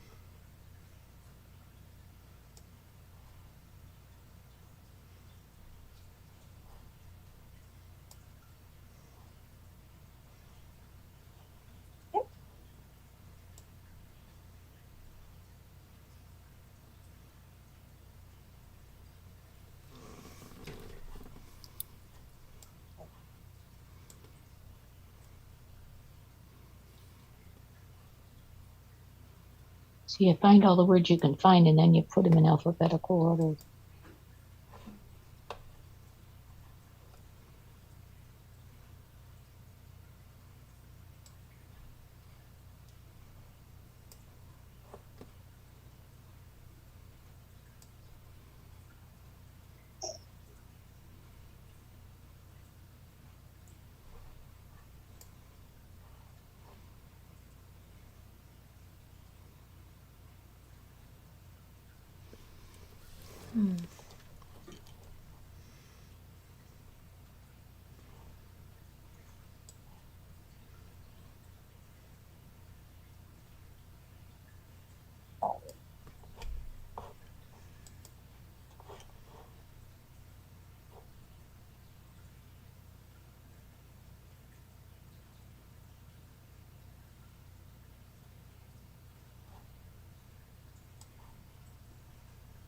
Oh.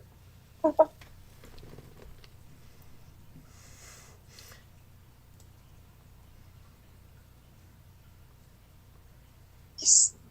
Oh. Oh, What's the matter?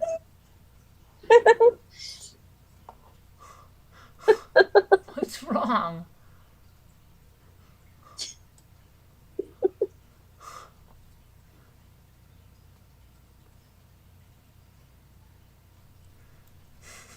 I thought those noises were coming from outside. I was Oh, like, the owl's having like a conniption over there. I was looking out my window. What is that? She's having a conniption. I know Isabel. She can't stand it. She wants to tell you. I know she does. Well, she can't.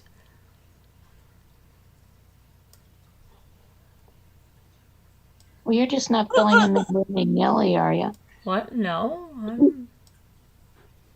You're doing them in order. Mm-mm. No. I'm trying to give you the first letter. No. Oh.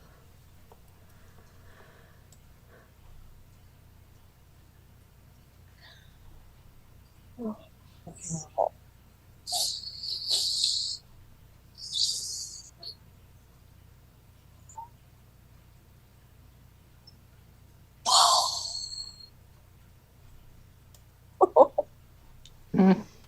Oh my God. Karen. Stop. real. Please, please let me tell you. Please let me tell you. What fun is that?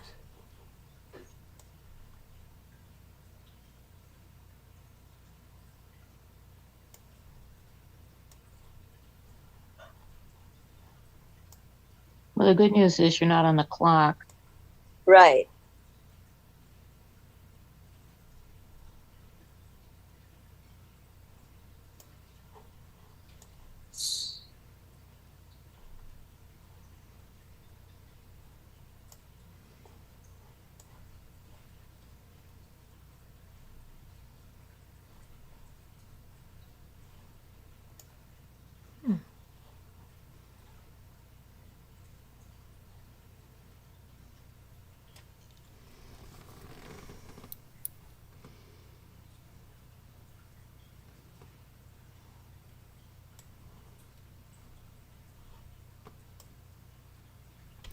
Oh, I had to do something.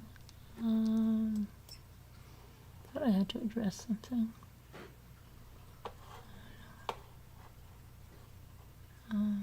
Do, do.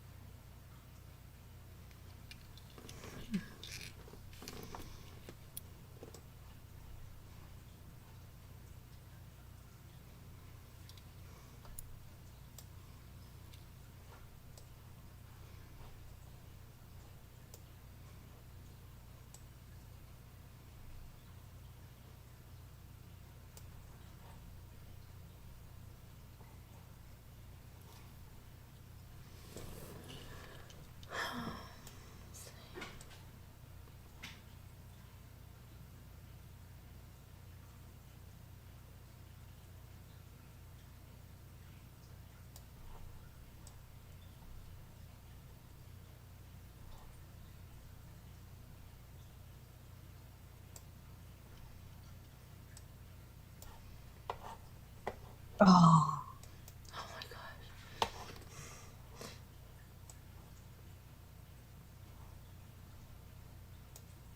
Yay. Got one.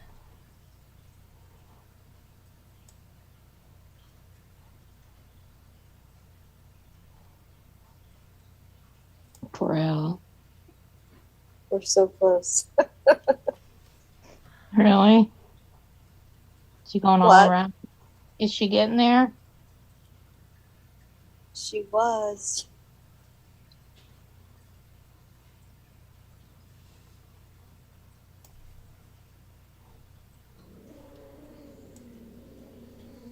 I can't watch. Make me nuts. Yes! Yay! Okay, what'd she get? Index. There we go. Now look what's left over when you do the word index. And she got the other I one already got too. it. She's just behind. Indexer. Yeah. There we go. Oh, That's my great. cat. Did you finish the whole thing, Elle? No, that's all I got up to. Sharon got those, not me. She texted me them. I didn't get them.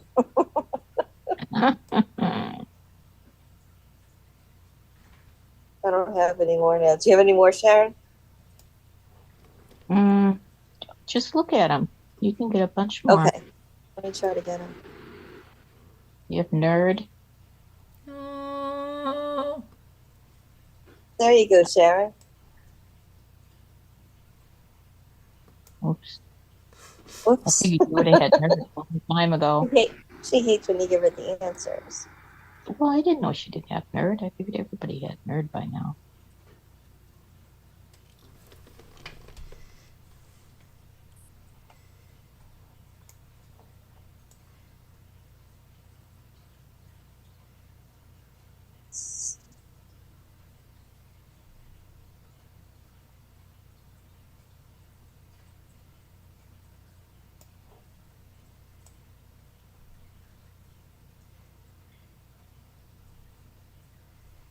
All right, Carolyn. She got one. Yay.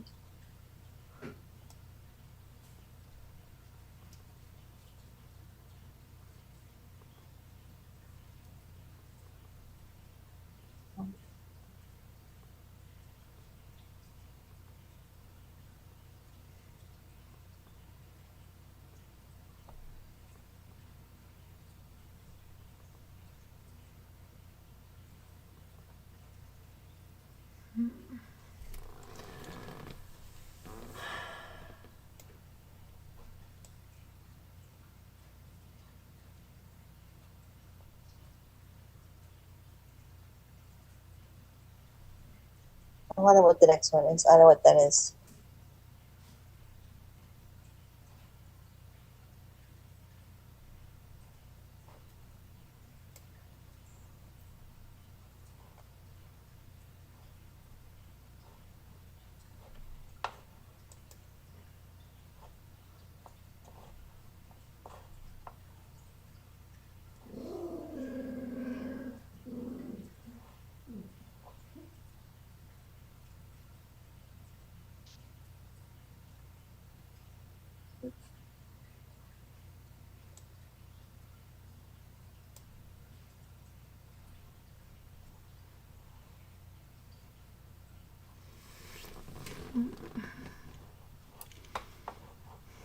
Am I right, Sharon?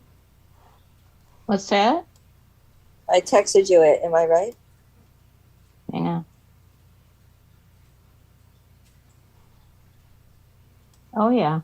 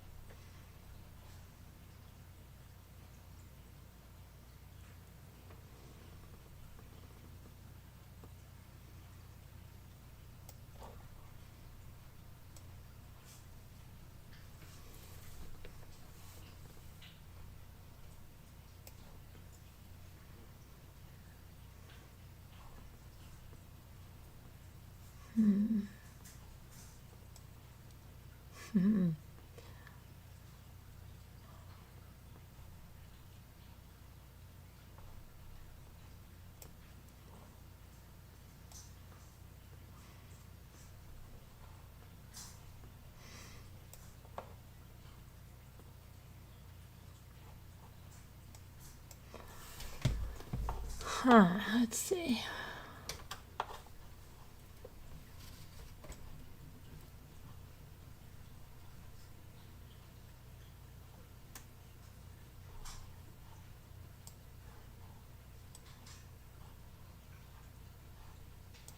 Oh, I know. Hold on a minute. That's. Yay!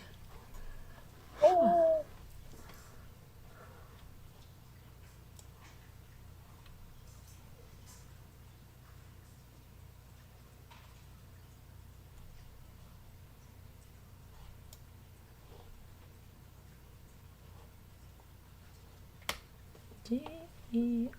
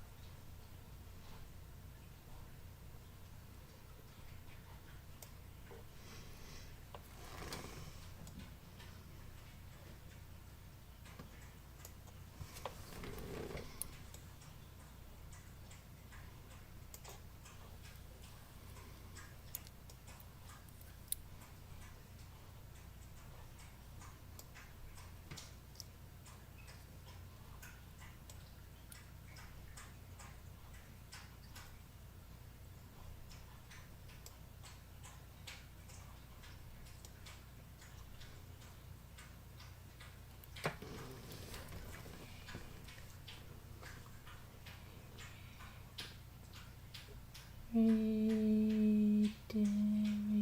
Sharon, you know this one? Which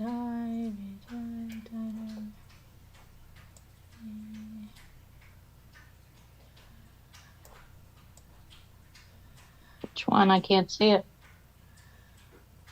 It's the 4th letter down, second column. No, because I'm not gonna. We haven't set. I haven't done them yet. Oh, okay. Yeah, this is a hard one. D-E-I-I.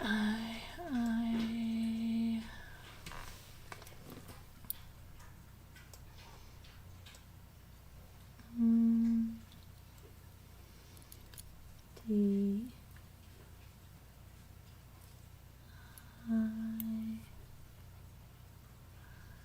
Oh, no, wait. Oh, yeah, hard.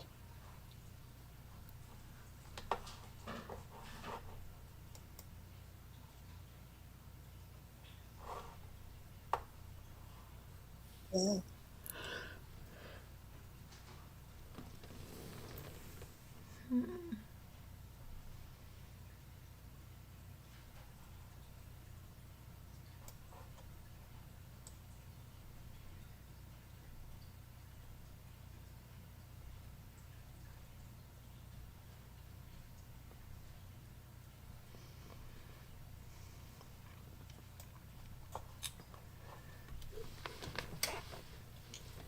It's so hard when there's an X in it. X.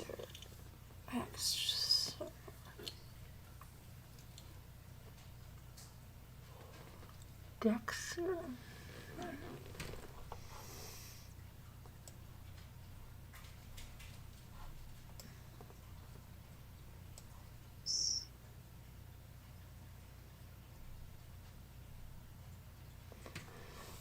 Dan.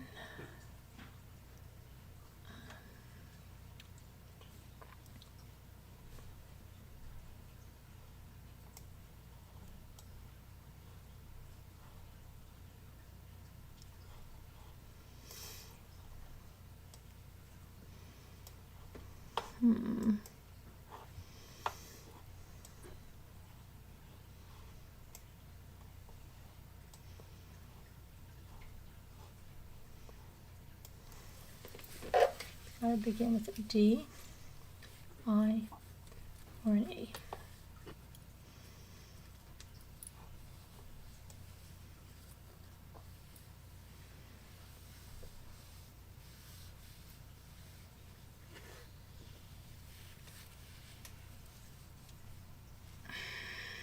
T R E N E I M N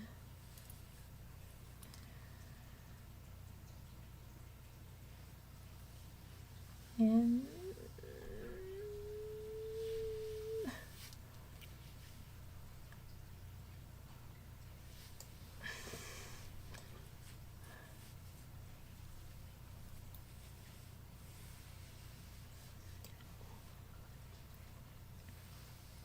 Ew,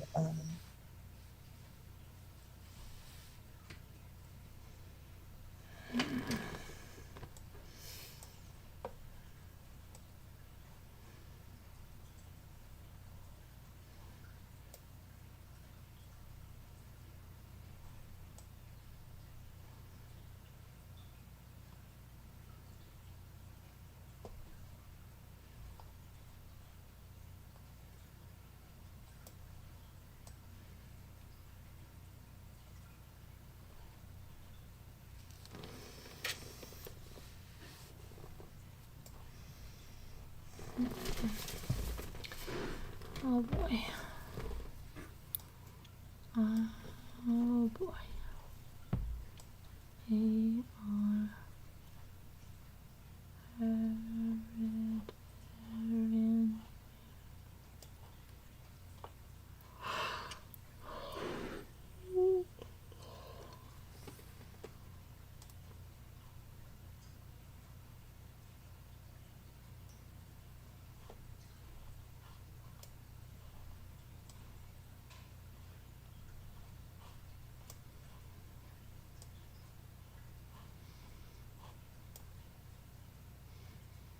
Writer. Oh gosh. Great. Oh, that's enough for me. All right. Hi, Lex Luthor. How are you? Hello, everybody. Oh my gosh. We almost spoiled it. But we didn't. Happy birthday, Carolyn! We remembered. We remembered. We almost forgot, but we remembered. Yeah. Every time so far, we're doing good.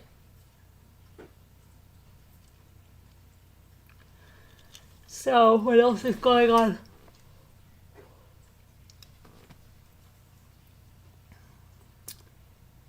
Nothing. You know, on a side note, I was at the store tonight, and I saw these coolers at the Burlington Coat Factory. Well, they don't call it the Burlington Coat Factory anymore. They just call it Burlington. And do you know one of them was this huge, soft-sided, $17.99, and it was a brand name. It was, oh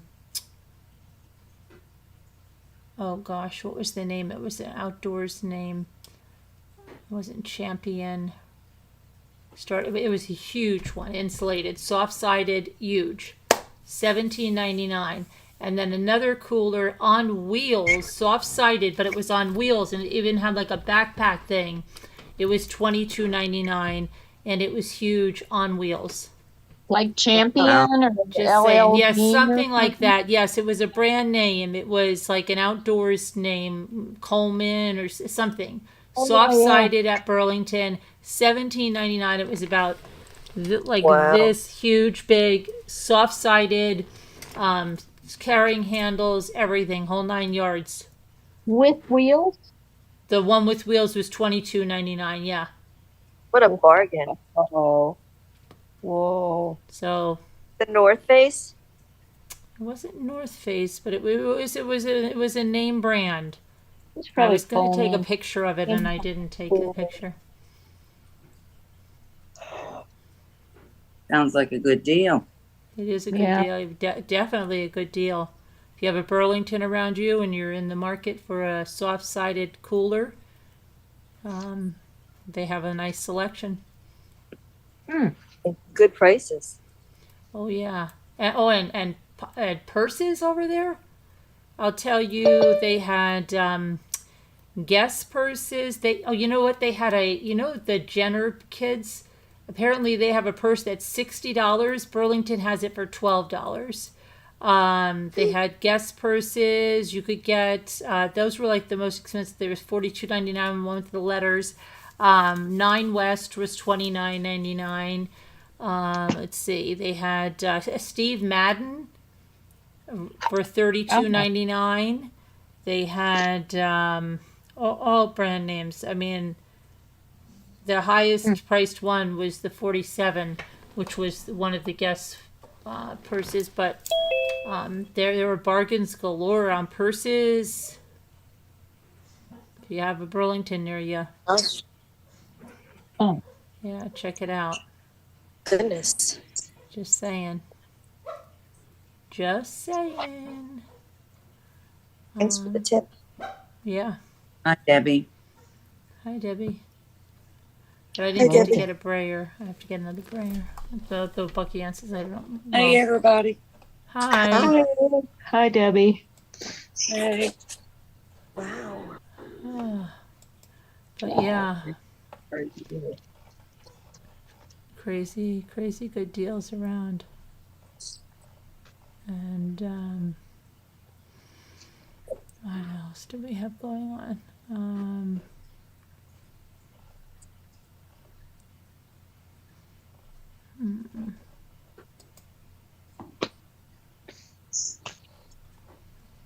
When I went by a TJ Maxx today, forget it for purses there. Oh yeah, you They can have get the good prices on best. purses there. Yeah, I didn't make it to one of those to look at those Vera Bradley's that she was saying the backpack being $30. Yes. They Oh, and I have didn't that. get to the Bath and Bodies. We were at the party till so late. The kids wanted to keep playing badminton with me, so I was playing. And what did we do? So we didn't get out of there till late, and I didn't look online. Somebody said it was online, and it's the Asian cherry blossom, isn't it? What, the one Janae got? Yeah, that Atacor Really was saying that there was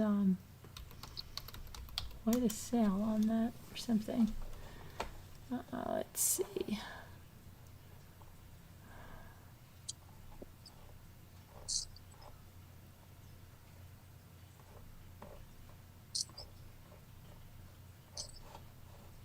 Let me see.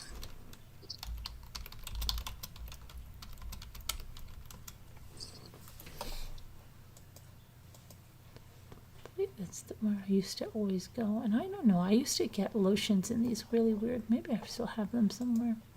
These. I get to spin the wheel here. Okay, I'll spin the wheel.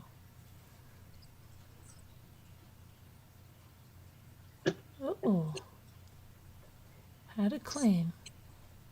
Click the claim reward. I got a $150 voucher. That's what it says. To Bath and Body Works. Get out of here. I don't know what it is. It's probably.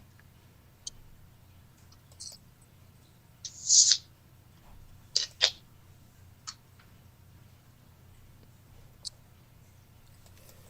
if it's real. See if it's real. Well, if it's real, I'd go to town, I'll tell you. Just remember, it does expire eventually. All of it. It goes bad. Oh, I know. Okay.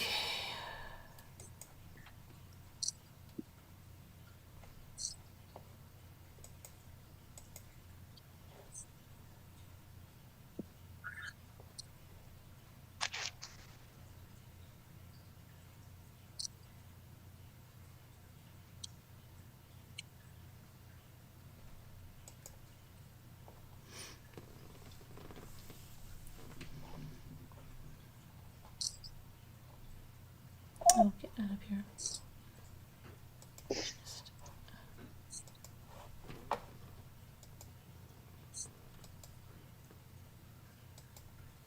Come on. Why won't they? Bring me to the side, thank you.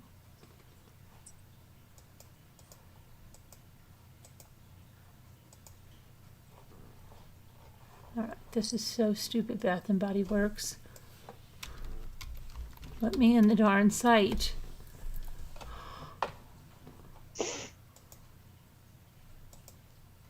Oh my gosh, it won't stop getting this stupid spinning wheel over here. I don't want to spin your wheel anymore.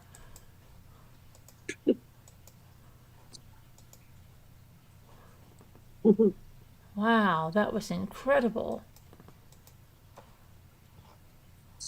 I thought they said there was a huge thing over here. Muka, 77, where are you?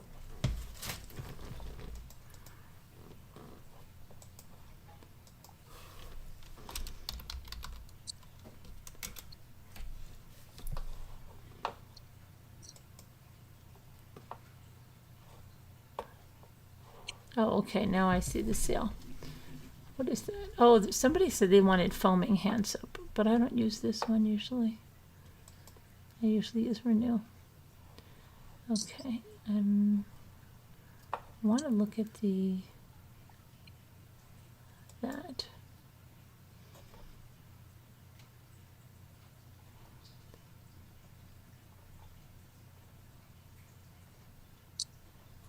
Okay, I'm trying to find.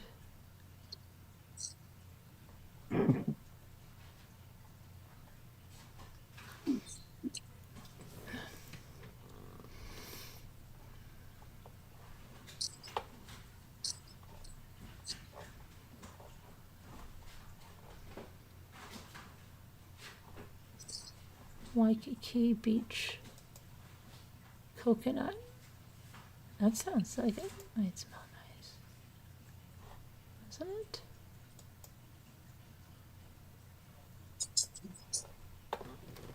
Are you still playing that game? I'm so glad Scooter realized she has a problem. You know, you can't make somebody quit Candy Crush. They have to realize on their own. You know? Yep. Right? Mm-hmm. They had to realize on their own. And I'm glad she did.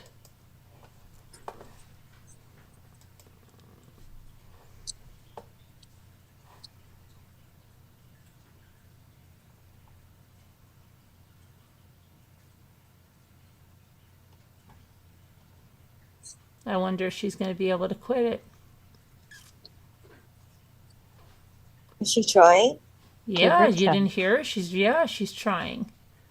She's really trying. She's got a real problem. She's been spending no less than $30 a day? No less than $30 a day on Candy Crush. She didn't say she hasn't been spending more, but no less than $30 a day.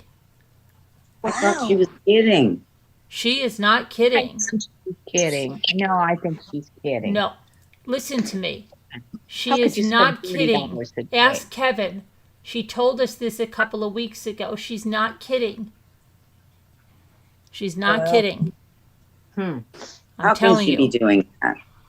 Because you buy certain things. Ask people here that, okay, anybody here in the chat that plays Candy Crush, is it possible to be playing the game and spend $30 or more a day on the different things? Because see, they give you, like, if you're playing it for free, sometimes you have to wait 24 hours before you can play another level, unless you pay. Really? Yes. Well, I unloaded that game a long time ago. Okay, I never, I would play it, like I said, in the waiting room at the doctor's office and stuff. I never paid for anything on it. But I've never paid money for any game. Yeah, I it don't, got annoying. That's why I quit.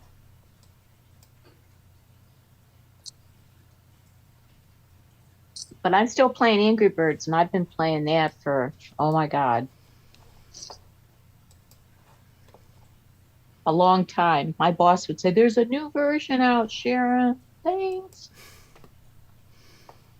Well, it's different if you're spending a lot of money, though. yeah. Dying, so.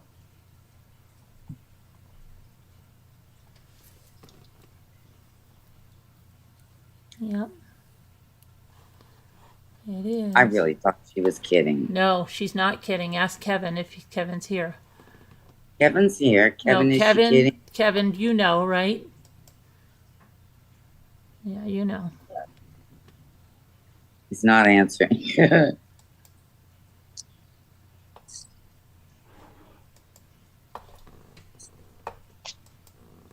You know, Kevin. Well, I never know when she's kidding or not. No, she's not kidding. I think she is. She's not kidding. Sharon, you saw her on the vacation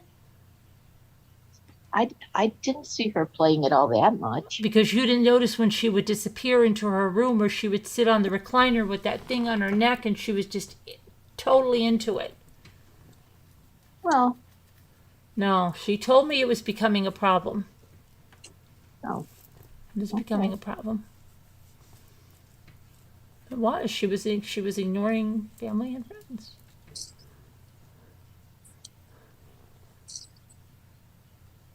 She was like, I don't know.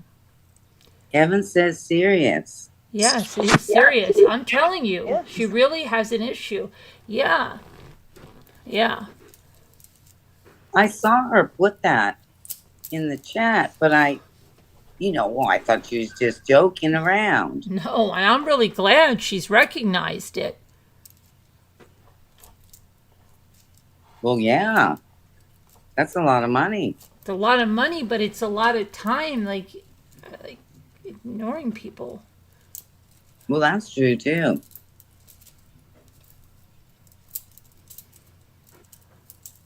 Like especially on her birthday, she said, "Oh, I have all these things, and they said they're going to expire, and I only have such and such amount of time to do this." And then she bought like a pack or something, which she said, "I only have a certain amount of time in order to do this. If I don't do this, I lose it."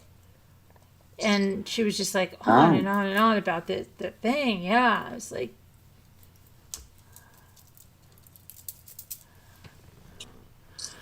I mean, I know people that have gotten really into games, like totally addicted to them. It's crazy.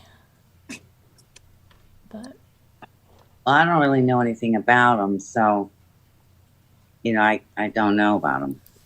how come the Japanese cherry blossom isn't on sale? I wonder why. I don't know. Because that's a really good one. Is that because they know that Janae loves it or something, and Janae's told everybody about it? It That's goes it. on sale. All you have to do is wait. I wish somebody would have let me smell it. Read the small print. It says Janae Ann told us, so this item is not on sale. Yeah, I know. I have my person who buys it for me, so. You have a person that buys it? Yeah. A person? Yes. What do you mean a person buys it?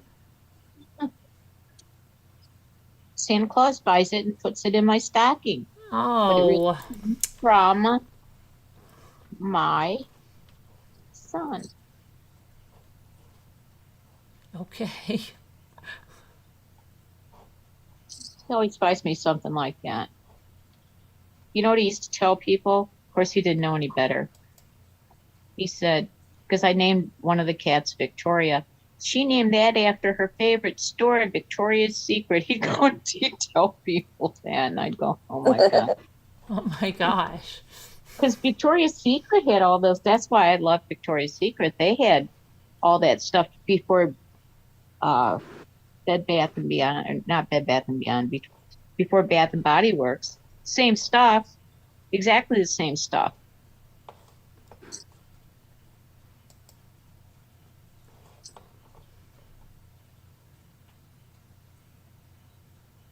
Maybe I'll run up to Bath and Body Works just for fun and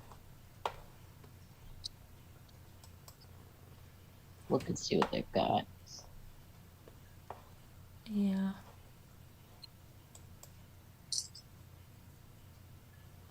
I haven't been there in years.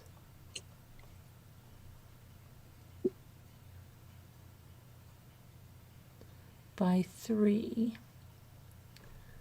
Okay, well, yeah, mix and match. Yeah, by 3. What are you talking about? Buy 3 and get what? I don't know, 1 free or something. But the other ones are on sale. That's It's stupid. Deal, and you're paying $16.99 for each But one. I just wonder why that one of all of them is not on sale. It's because of Janae. Yeah.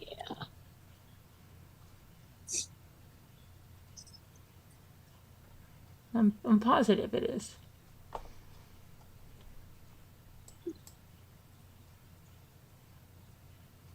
And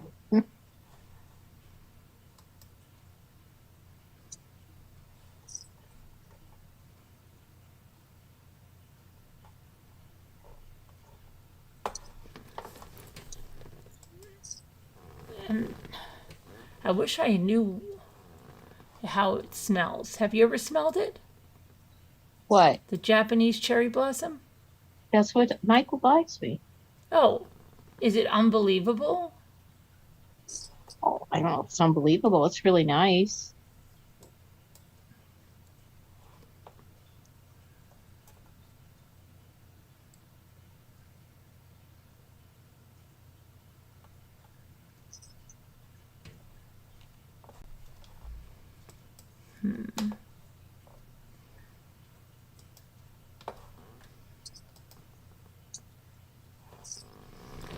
At the beach, at the beach.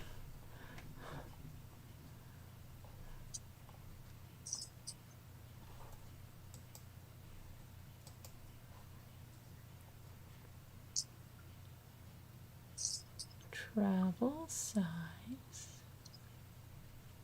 Let's see.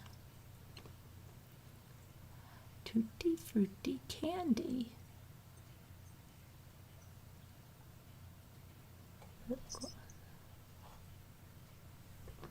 Boldly pink. I like that one.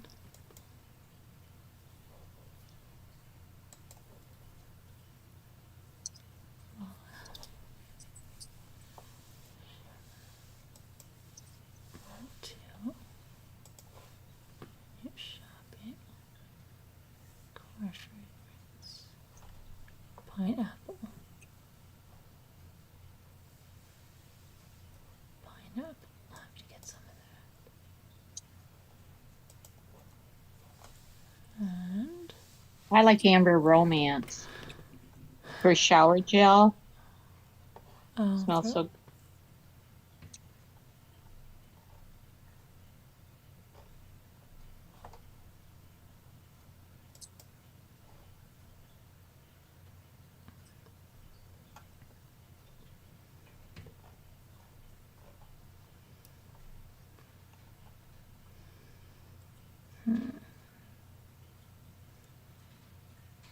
Vanilla mocha martini. Vanilla mocha martini. What the heck is that? It smells like a double shot of sweet and creamy, shaken, not stirred. Vanilla mocha martini. How many ounces is that? Doesn't look like very many ounces.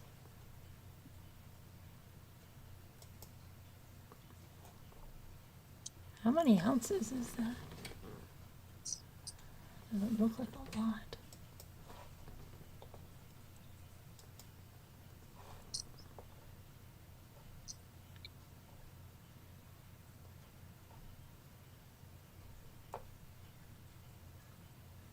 Mother. blood.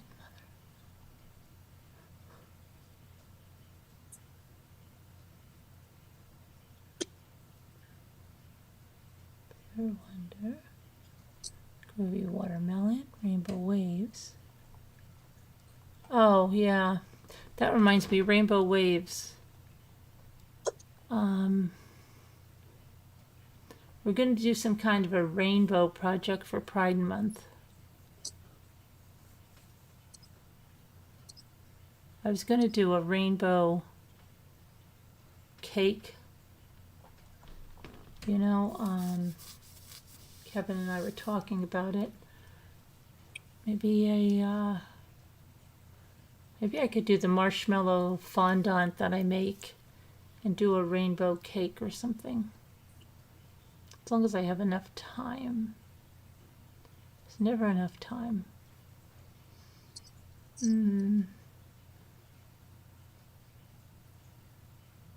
That or some kind of maybe rainbow cookies, but I really think if I could get the marshmallow fondant, I haven't made it in a while, and it would be perfect for that.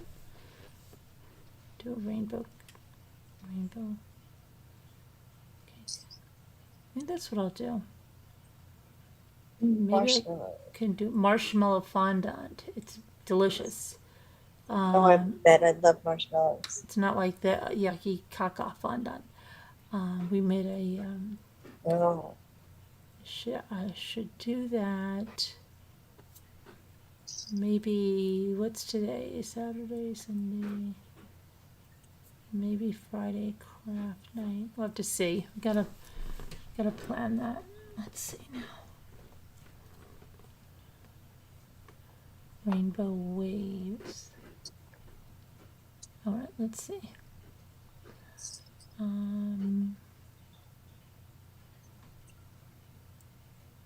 Golden coconut. What is that? Disco Daydream. Smoked old fashioned. That sounds horrendous.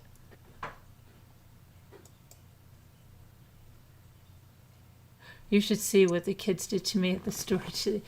Ethan can make his voice so deep, and he can sound a lot like Jimmy. So when he comes in from fishing, he'll go like this, "Honey, I'm home."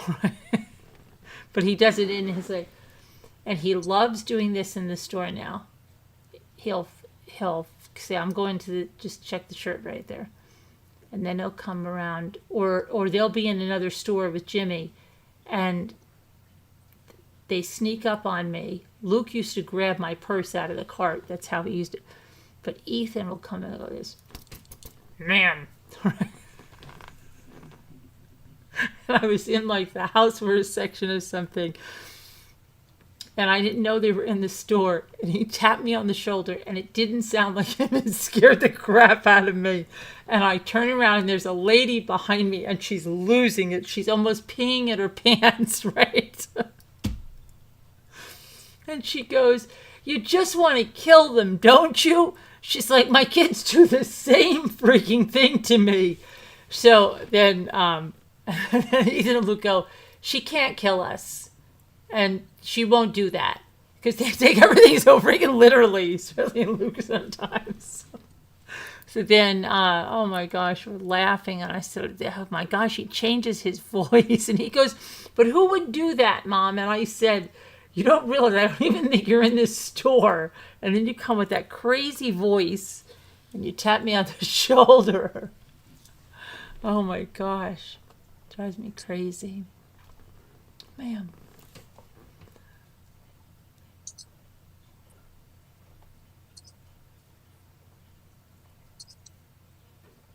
And I thought I knew the lady from somewhere, and I was trying to get a look at her, but she was...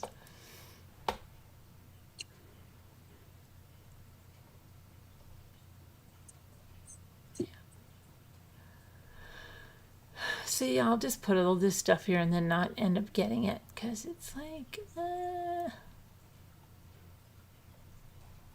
they don't really have that one that I want to try on special, then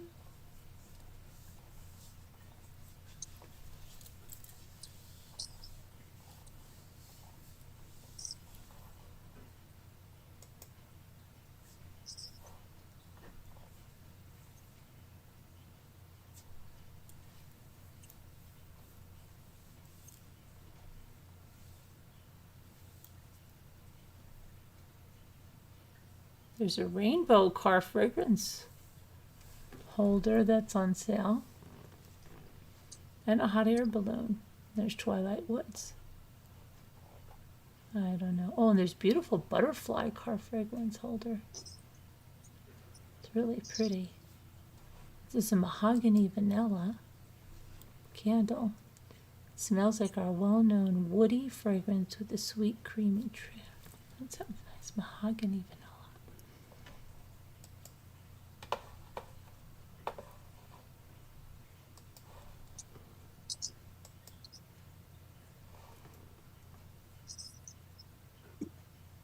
Warm Ocean Breeze. I could use that. What does Warm Ocean Breeze smell like? Sandalwood, warm sage, eucalyptus, zest, and coconut. That doesn't sound like the beach. Eucalyptus.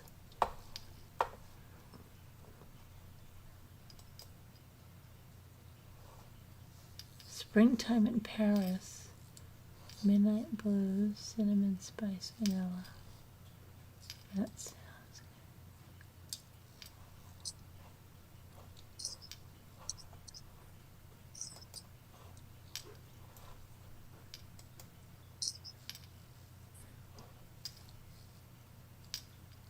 Beach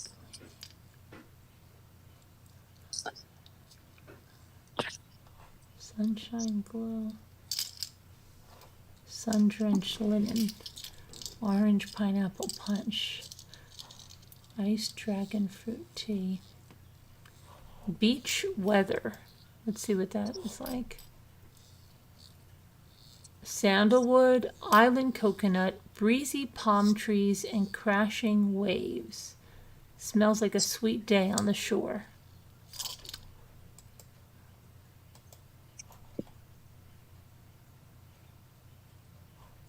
Flower child.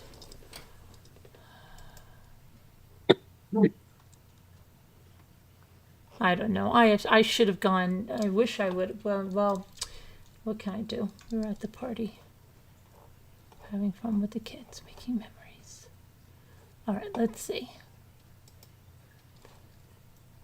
What's...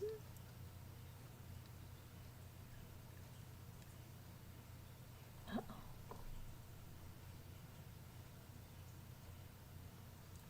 Oh, Super Chat Cat.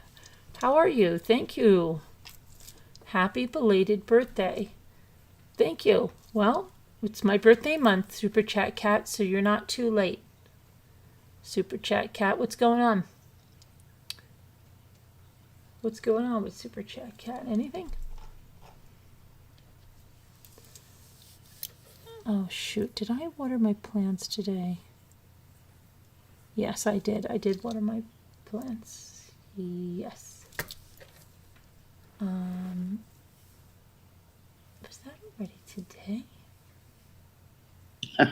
That's crazy. That feels like that was 2 days ago, but it was today. I just looked at cologne, really, on Temu. There's lots of it.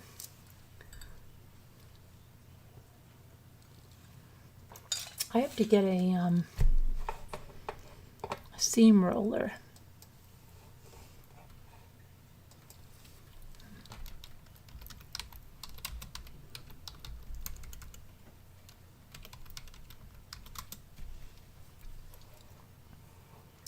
That's what I need.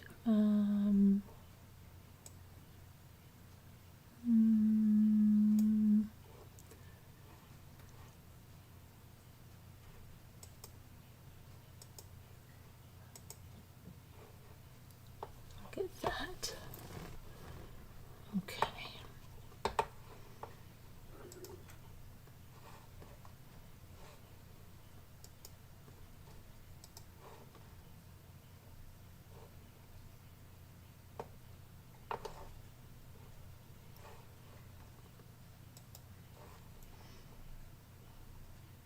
I wanted to look at another brayer. Oh, that's a brayer like Bucky Ann has. It doesn't have the thing on top. It says it's for diamond painting. I don't think it would work. I'm going to add that to cart. That's like Bucky Ann's. I have one like that too. And that's another one. That's like booking hats. Get that one too.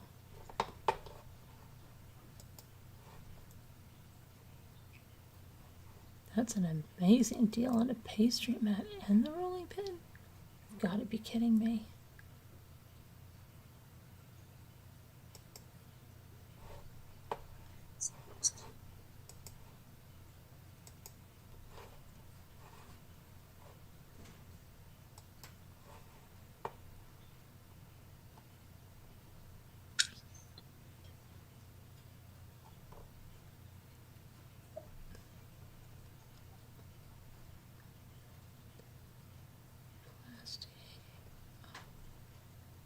That's that thing for doing your screens. They have that thing where you're doing your screens too, even. It's crazy. They have everything.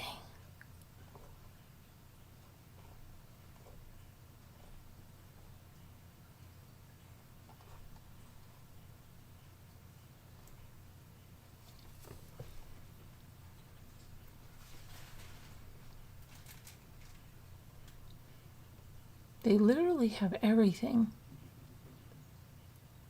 It's absolutely crazy.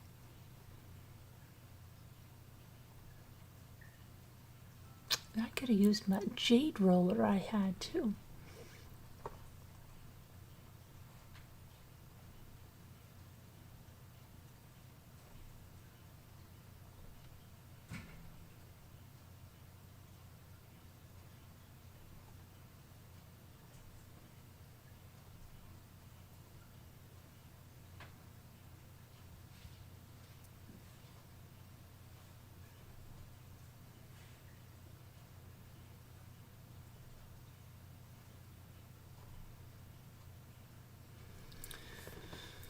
Oh my goodness.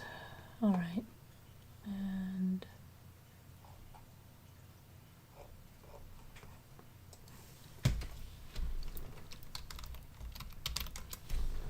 just check one thing here. So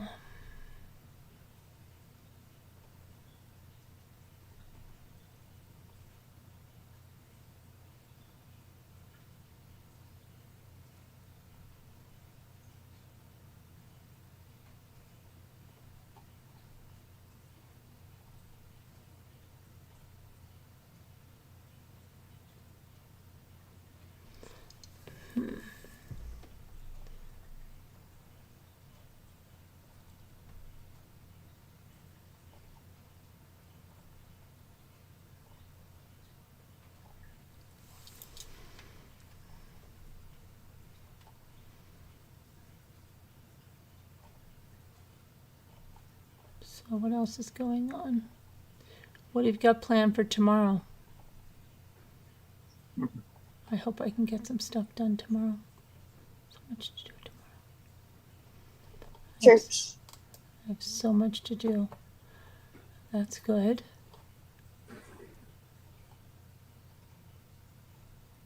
I hope I can walk too tomorrow. Hope the weather's Me too. Weather's going to be nice. I'm sure it will be.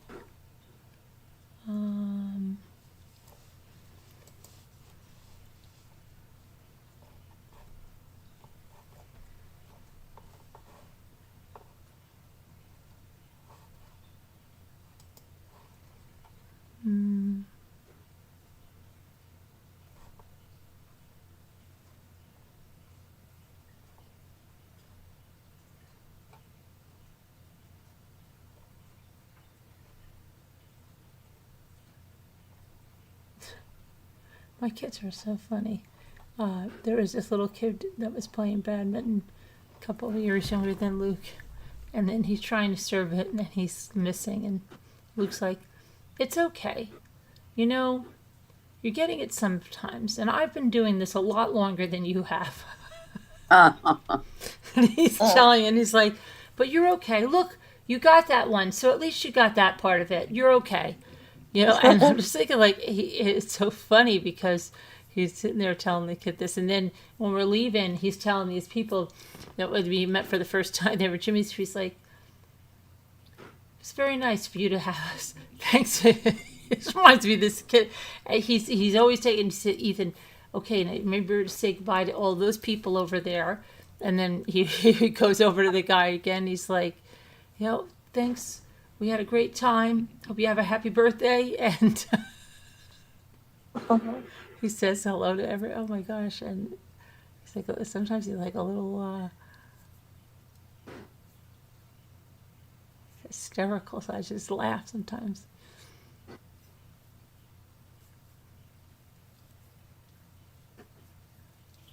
Very adult of him. Yeah. Be so encouraging like he's that. always wants to say, he's like, oh, and then I forget what he said to the guy. It was so funny. It's like, he had never met them, and then, and then the woman said, well, thank you, because her grandson was there, and she's like, he had such a good time playing with your kids. Thanks, so much for playing with him. Oh, and that's what Luke said, and Luke said, it's no problem. I really enjoyed myself as well. Oh. That's what he says. Oh, Yeah, that's what he says too. He's like, oh, it's no problem. I really had a good time myself. Oh. Cute. He's hysterical.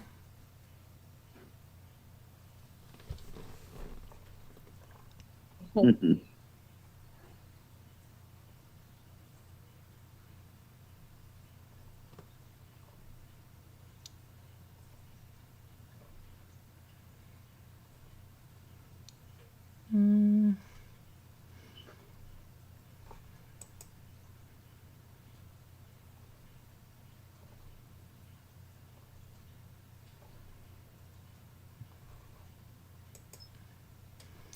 Well, that's what I wanted. Okay.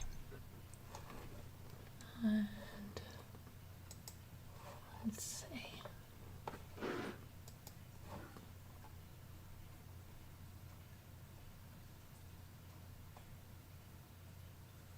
I think.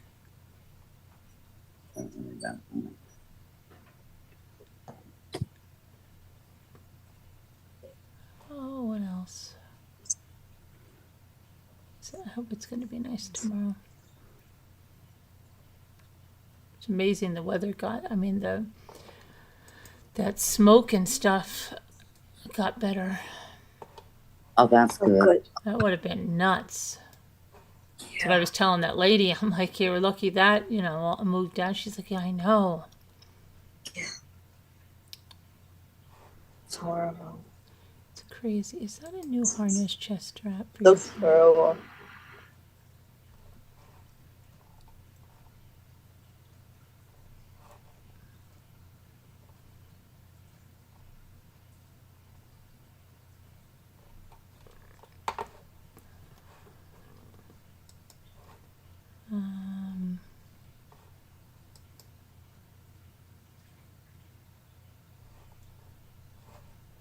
Did Scooter come in tonight?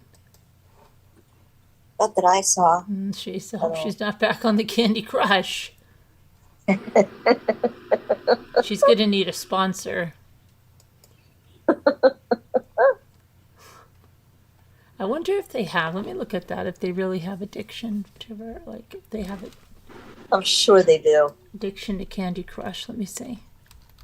Addiction Probably the video games in general. to Candy Crush.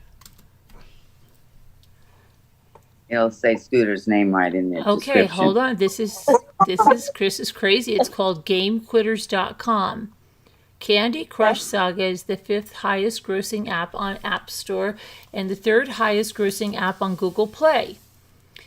But why is it so popular and addictive? Many people play Candy Crush as a temporary escape from reality. The game is simple, easy to learn, easy to play. The simplicity is also why the game appeals to older demographics who grew up with games such as Tetris and Bejeweled. I can never find that Tetris game that my daughter and I loved when we had. I love Bejeweled. Oh my God. Bejeweled is just like Candy Crush. No, played either. in the casino, Bejeweled. Oh, but the game itself is it's similar except it's jewels instead of candy. Yeah. Yeah, but in casino it's different. Well, they're Really talking. good. Okay. Candy Crush is designed to be easy to win at the beginning while becoming more challenging with each new level. Hours seem to pass by as you get so immersed into the game and its progression system, you start to neglect other aspects of your life you should be addressing. Instead of Candy Crush being a fun game to get a break from, it's become a distraction. That's what happened to Scooter. There is always another level to complete, and the more you progress, the more difficult it can be to resist the challenge, to resist the next challenge. Another problem with Candy Crush addiction is that it seems to afflict young adults and adults over the age of 35 the most. So most Candy Crush players see themselves as casual gamers or not even gamers at all, yet they may become addicted to the game. Wow. So how do you know if you have a Candy Crush addiction? Here are the most common symptoms. Preoccupation with Candy Crush. You find it difficult to focus on anything other than the game, including school or work. Scooter? Check. She's not going to school or work. No, that's just they're just mentioning that, but she had a real distraction. You have withdrawal symptoms when you don't play, including boredom, mood swings, irritability, cravings. Check. Higher tolerance. You need to play more and more or spend more and more money to satisfy your needs. Check. Unsuccessful attempts to stop playing Candy Crush or to moderate your play. Lying to loved ones or family members. Okay. Loss of interest in other hobbies or activities. Why aren't you decoupaging anymore? You love that. I'm playing Candy Crush. Check. Neglecting relationships with people or family members. From your own mouth. Check. Playing the game to escape negative feelings. Most probably, yes. In extreme cases of Candy Crush addiction, you may even experience a severe physical injury. For example, this 29-year-old Candy Crush addict experienced chronic left thumb pain. Yeah, you know what, Scooter? I wonder, because it's hard for you to text because your hands doesn't bother you with Candy Crush, huh? Okay. For example, the 29-year-old experienced chronic left thumb pain and loss of active motion from playing Candy Crush too much. He had to undergo surgery to repair his thumb. Okay. You should seek professional help. Step 1, identify why you play.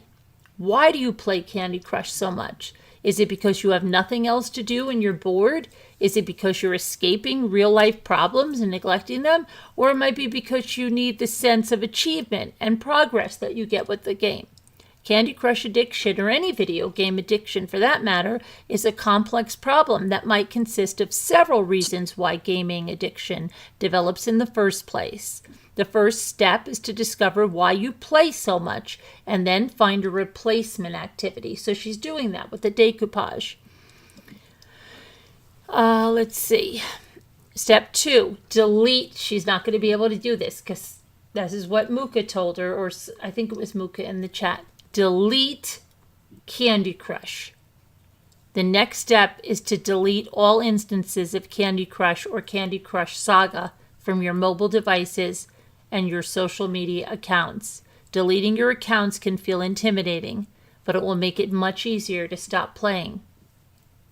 Delete the game from your phone. Delete all instances of the game on your computer or social media accounts such as Facebook. Deactivate your Candy Crush account if you have one. If your partner or child has a problem with Candy Crush, we do not advise deleting it from their mobile devices or social. However, we can provide you with a personalized guidance on speaking to your partner or child about your concerns and working with them to end their problematic playing. Although deleting the game from your phone or computer will be helpful to stop the Candy Crush addiction, it might not be enough for you to stop playing it. Find replacement activities is step 3. If you previously spent hours of your day playing Candy Crush, you now need to find a way to replace that playtime with real-life activities. New hobbies will help you avoid boredom. To complete this step, you need to go back to step 1 and consider why you play the game in the first place. Then you want to find replacement activities. If you can't think of what to do, if you get bored, there's an extensive list of hobbies that you could access to try out. But she knows she's going to get back into the decoupage. Step 4 is stick to it. The next step is to stay committed. Okay? All right. Another strategy may be creating a schedule. And if you need help, don't be afraid to take it. Candy Crush addiction. Wow. Candy Crush, a love or an addiction? How to cure Candy Crush addiction. How my Candy Crush addiction destroyed my life. Wow. This is crazy. Wow. Wow. It got to the point where I couldn't trust anybody with my home, with my phone, not because of the anxiety of someone reading my text conversations or seeing ugly accidental selfies or even poems I write in my notes. I couldn't risk anyone playing one of my levels or losing a life. Wow. There was one time when I went months without playing Candy Crush. I was happier. I wasn't stressed. I made more friends and stronger relationships. I had gotten free from the game, but that freedom didn't last long. Sadly, I recently relapsed. One day I was on my phone and I got an ad for Candy Crush. Usually ads don't tempt me, but this ad was different. It was one of those ads that offered you the chance to try the game out. Thought to myself, well, it's just an interactive ad.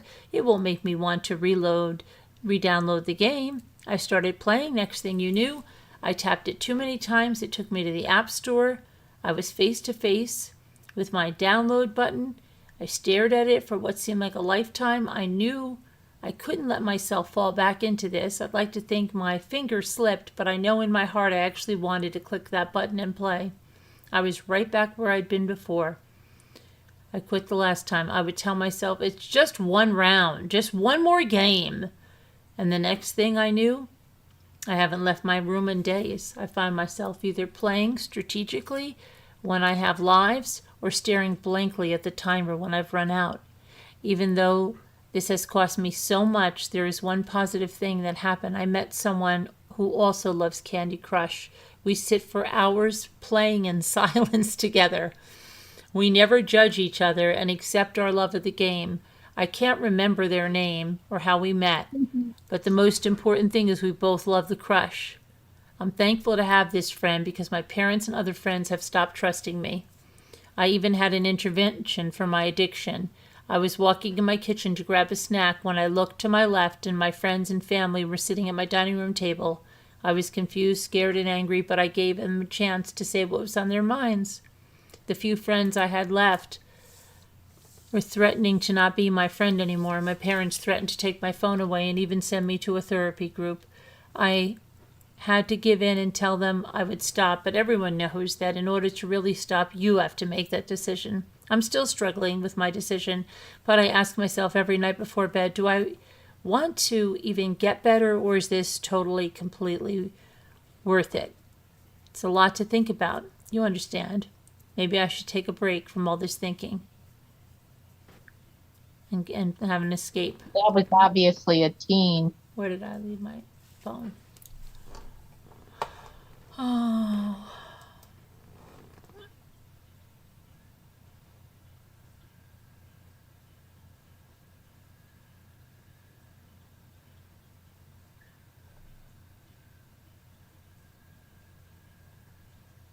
Candy Crush. It's bad.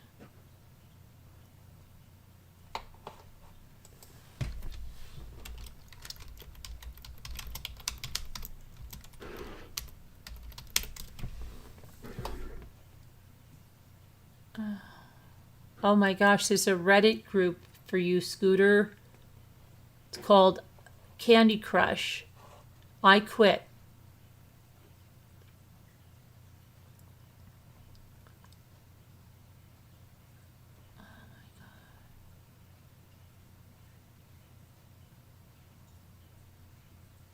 Oh my gosh, there are people that really have addictions to this, Scooter.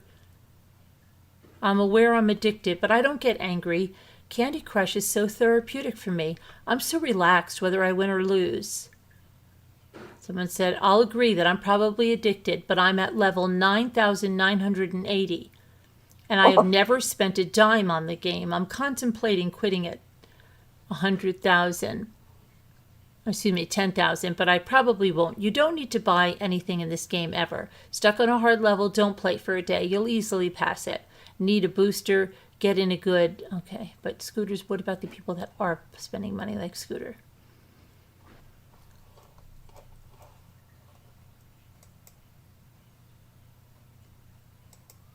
I would never play any of these games for money.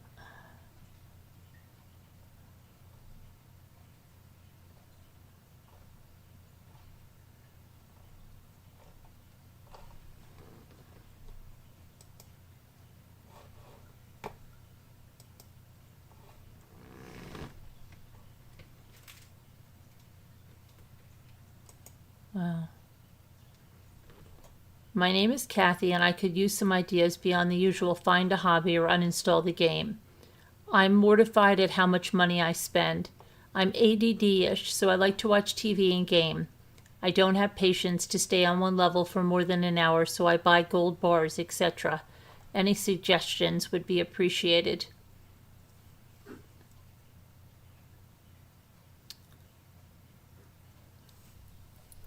As someone with ADD, I recommend you at the very least uninstall the game. It's a lot easier to get a handle on your addiction if you uninstall it for at least a few weeks. Set a goal for yourself to hit, maybe a month. Even if you don't stop gaming, at least find one that doesn't entice you to pay anything. I notice you like the clean and sober, mind-numbing quality, but that just means you have a habit of checking out of life. I get this instinct, but checking out with mindless games that cost you money is just as bad as checking out with drugs or alcohol. It's all just drugs in your brain. I would highly recommend medication. Wow. This is your life, not the gaming companies. That makes it worth having for you. Wow.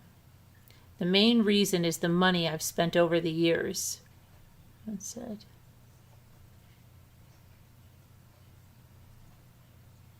See it as an addiction. Avoid the triggers, the activities you do while playing, and the environment where you play it, and yes, the app on your phone.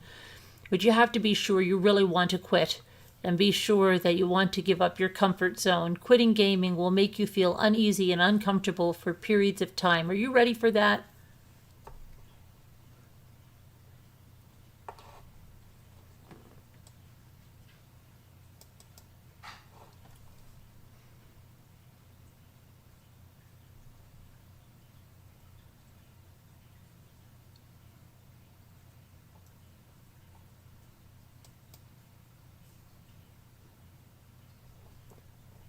They have a Facebook group, did you say?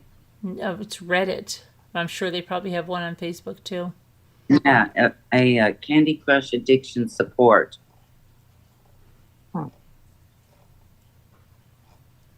They're suffering enslavement of Candy Crush. Let me go look it up for Scooter and send it to her. And she'll get addicted to the group. Oh. She gets Well, at least it won't cost her money. Yeah. It's one step in the right direction. Candy Crush addiction support. Candy Crush.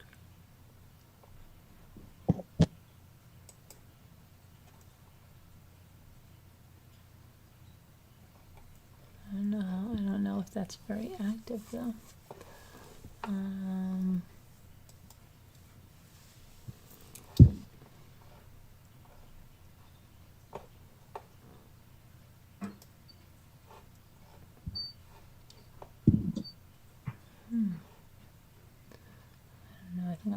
lime bar. Oh my gosh, it's 4 o'clock. I've got to go. All right, let's see. I can't believe it's that late already. It's just been so crazy. What a day. Well, thank you again, Isabelle, for the beautiful necklaces you sent, and I definitely want to make one. So you'll have to come on our live, but they're beautiful. Thank you. Thank you guys for coming in and watching. God bless. Prayers, and we'll see you tomorrow. Bye. Love you. Bye, everybody. Bye, everybody. God Bye. bless. Bye.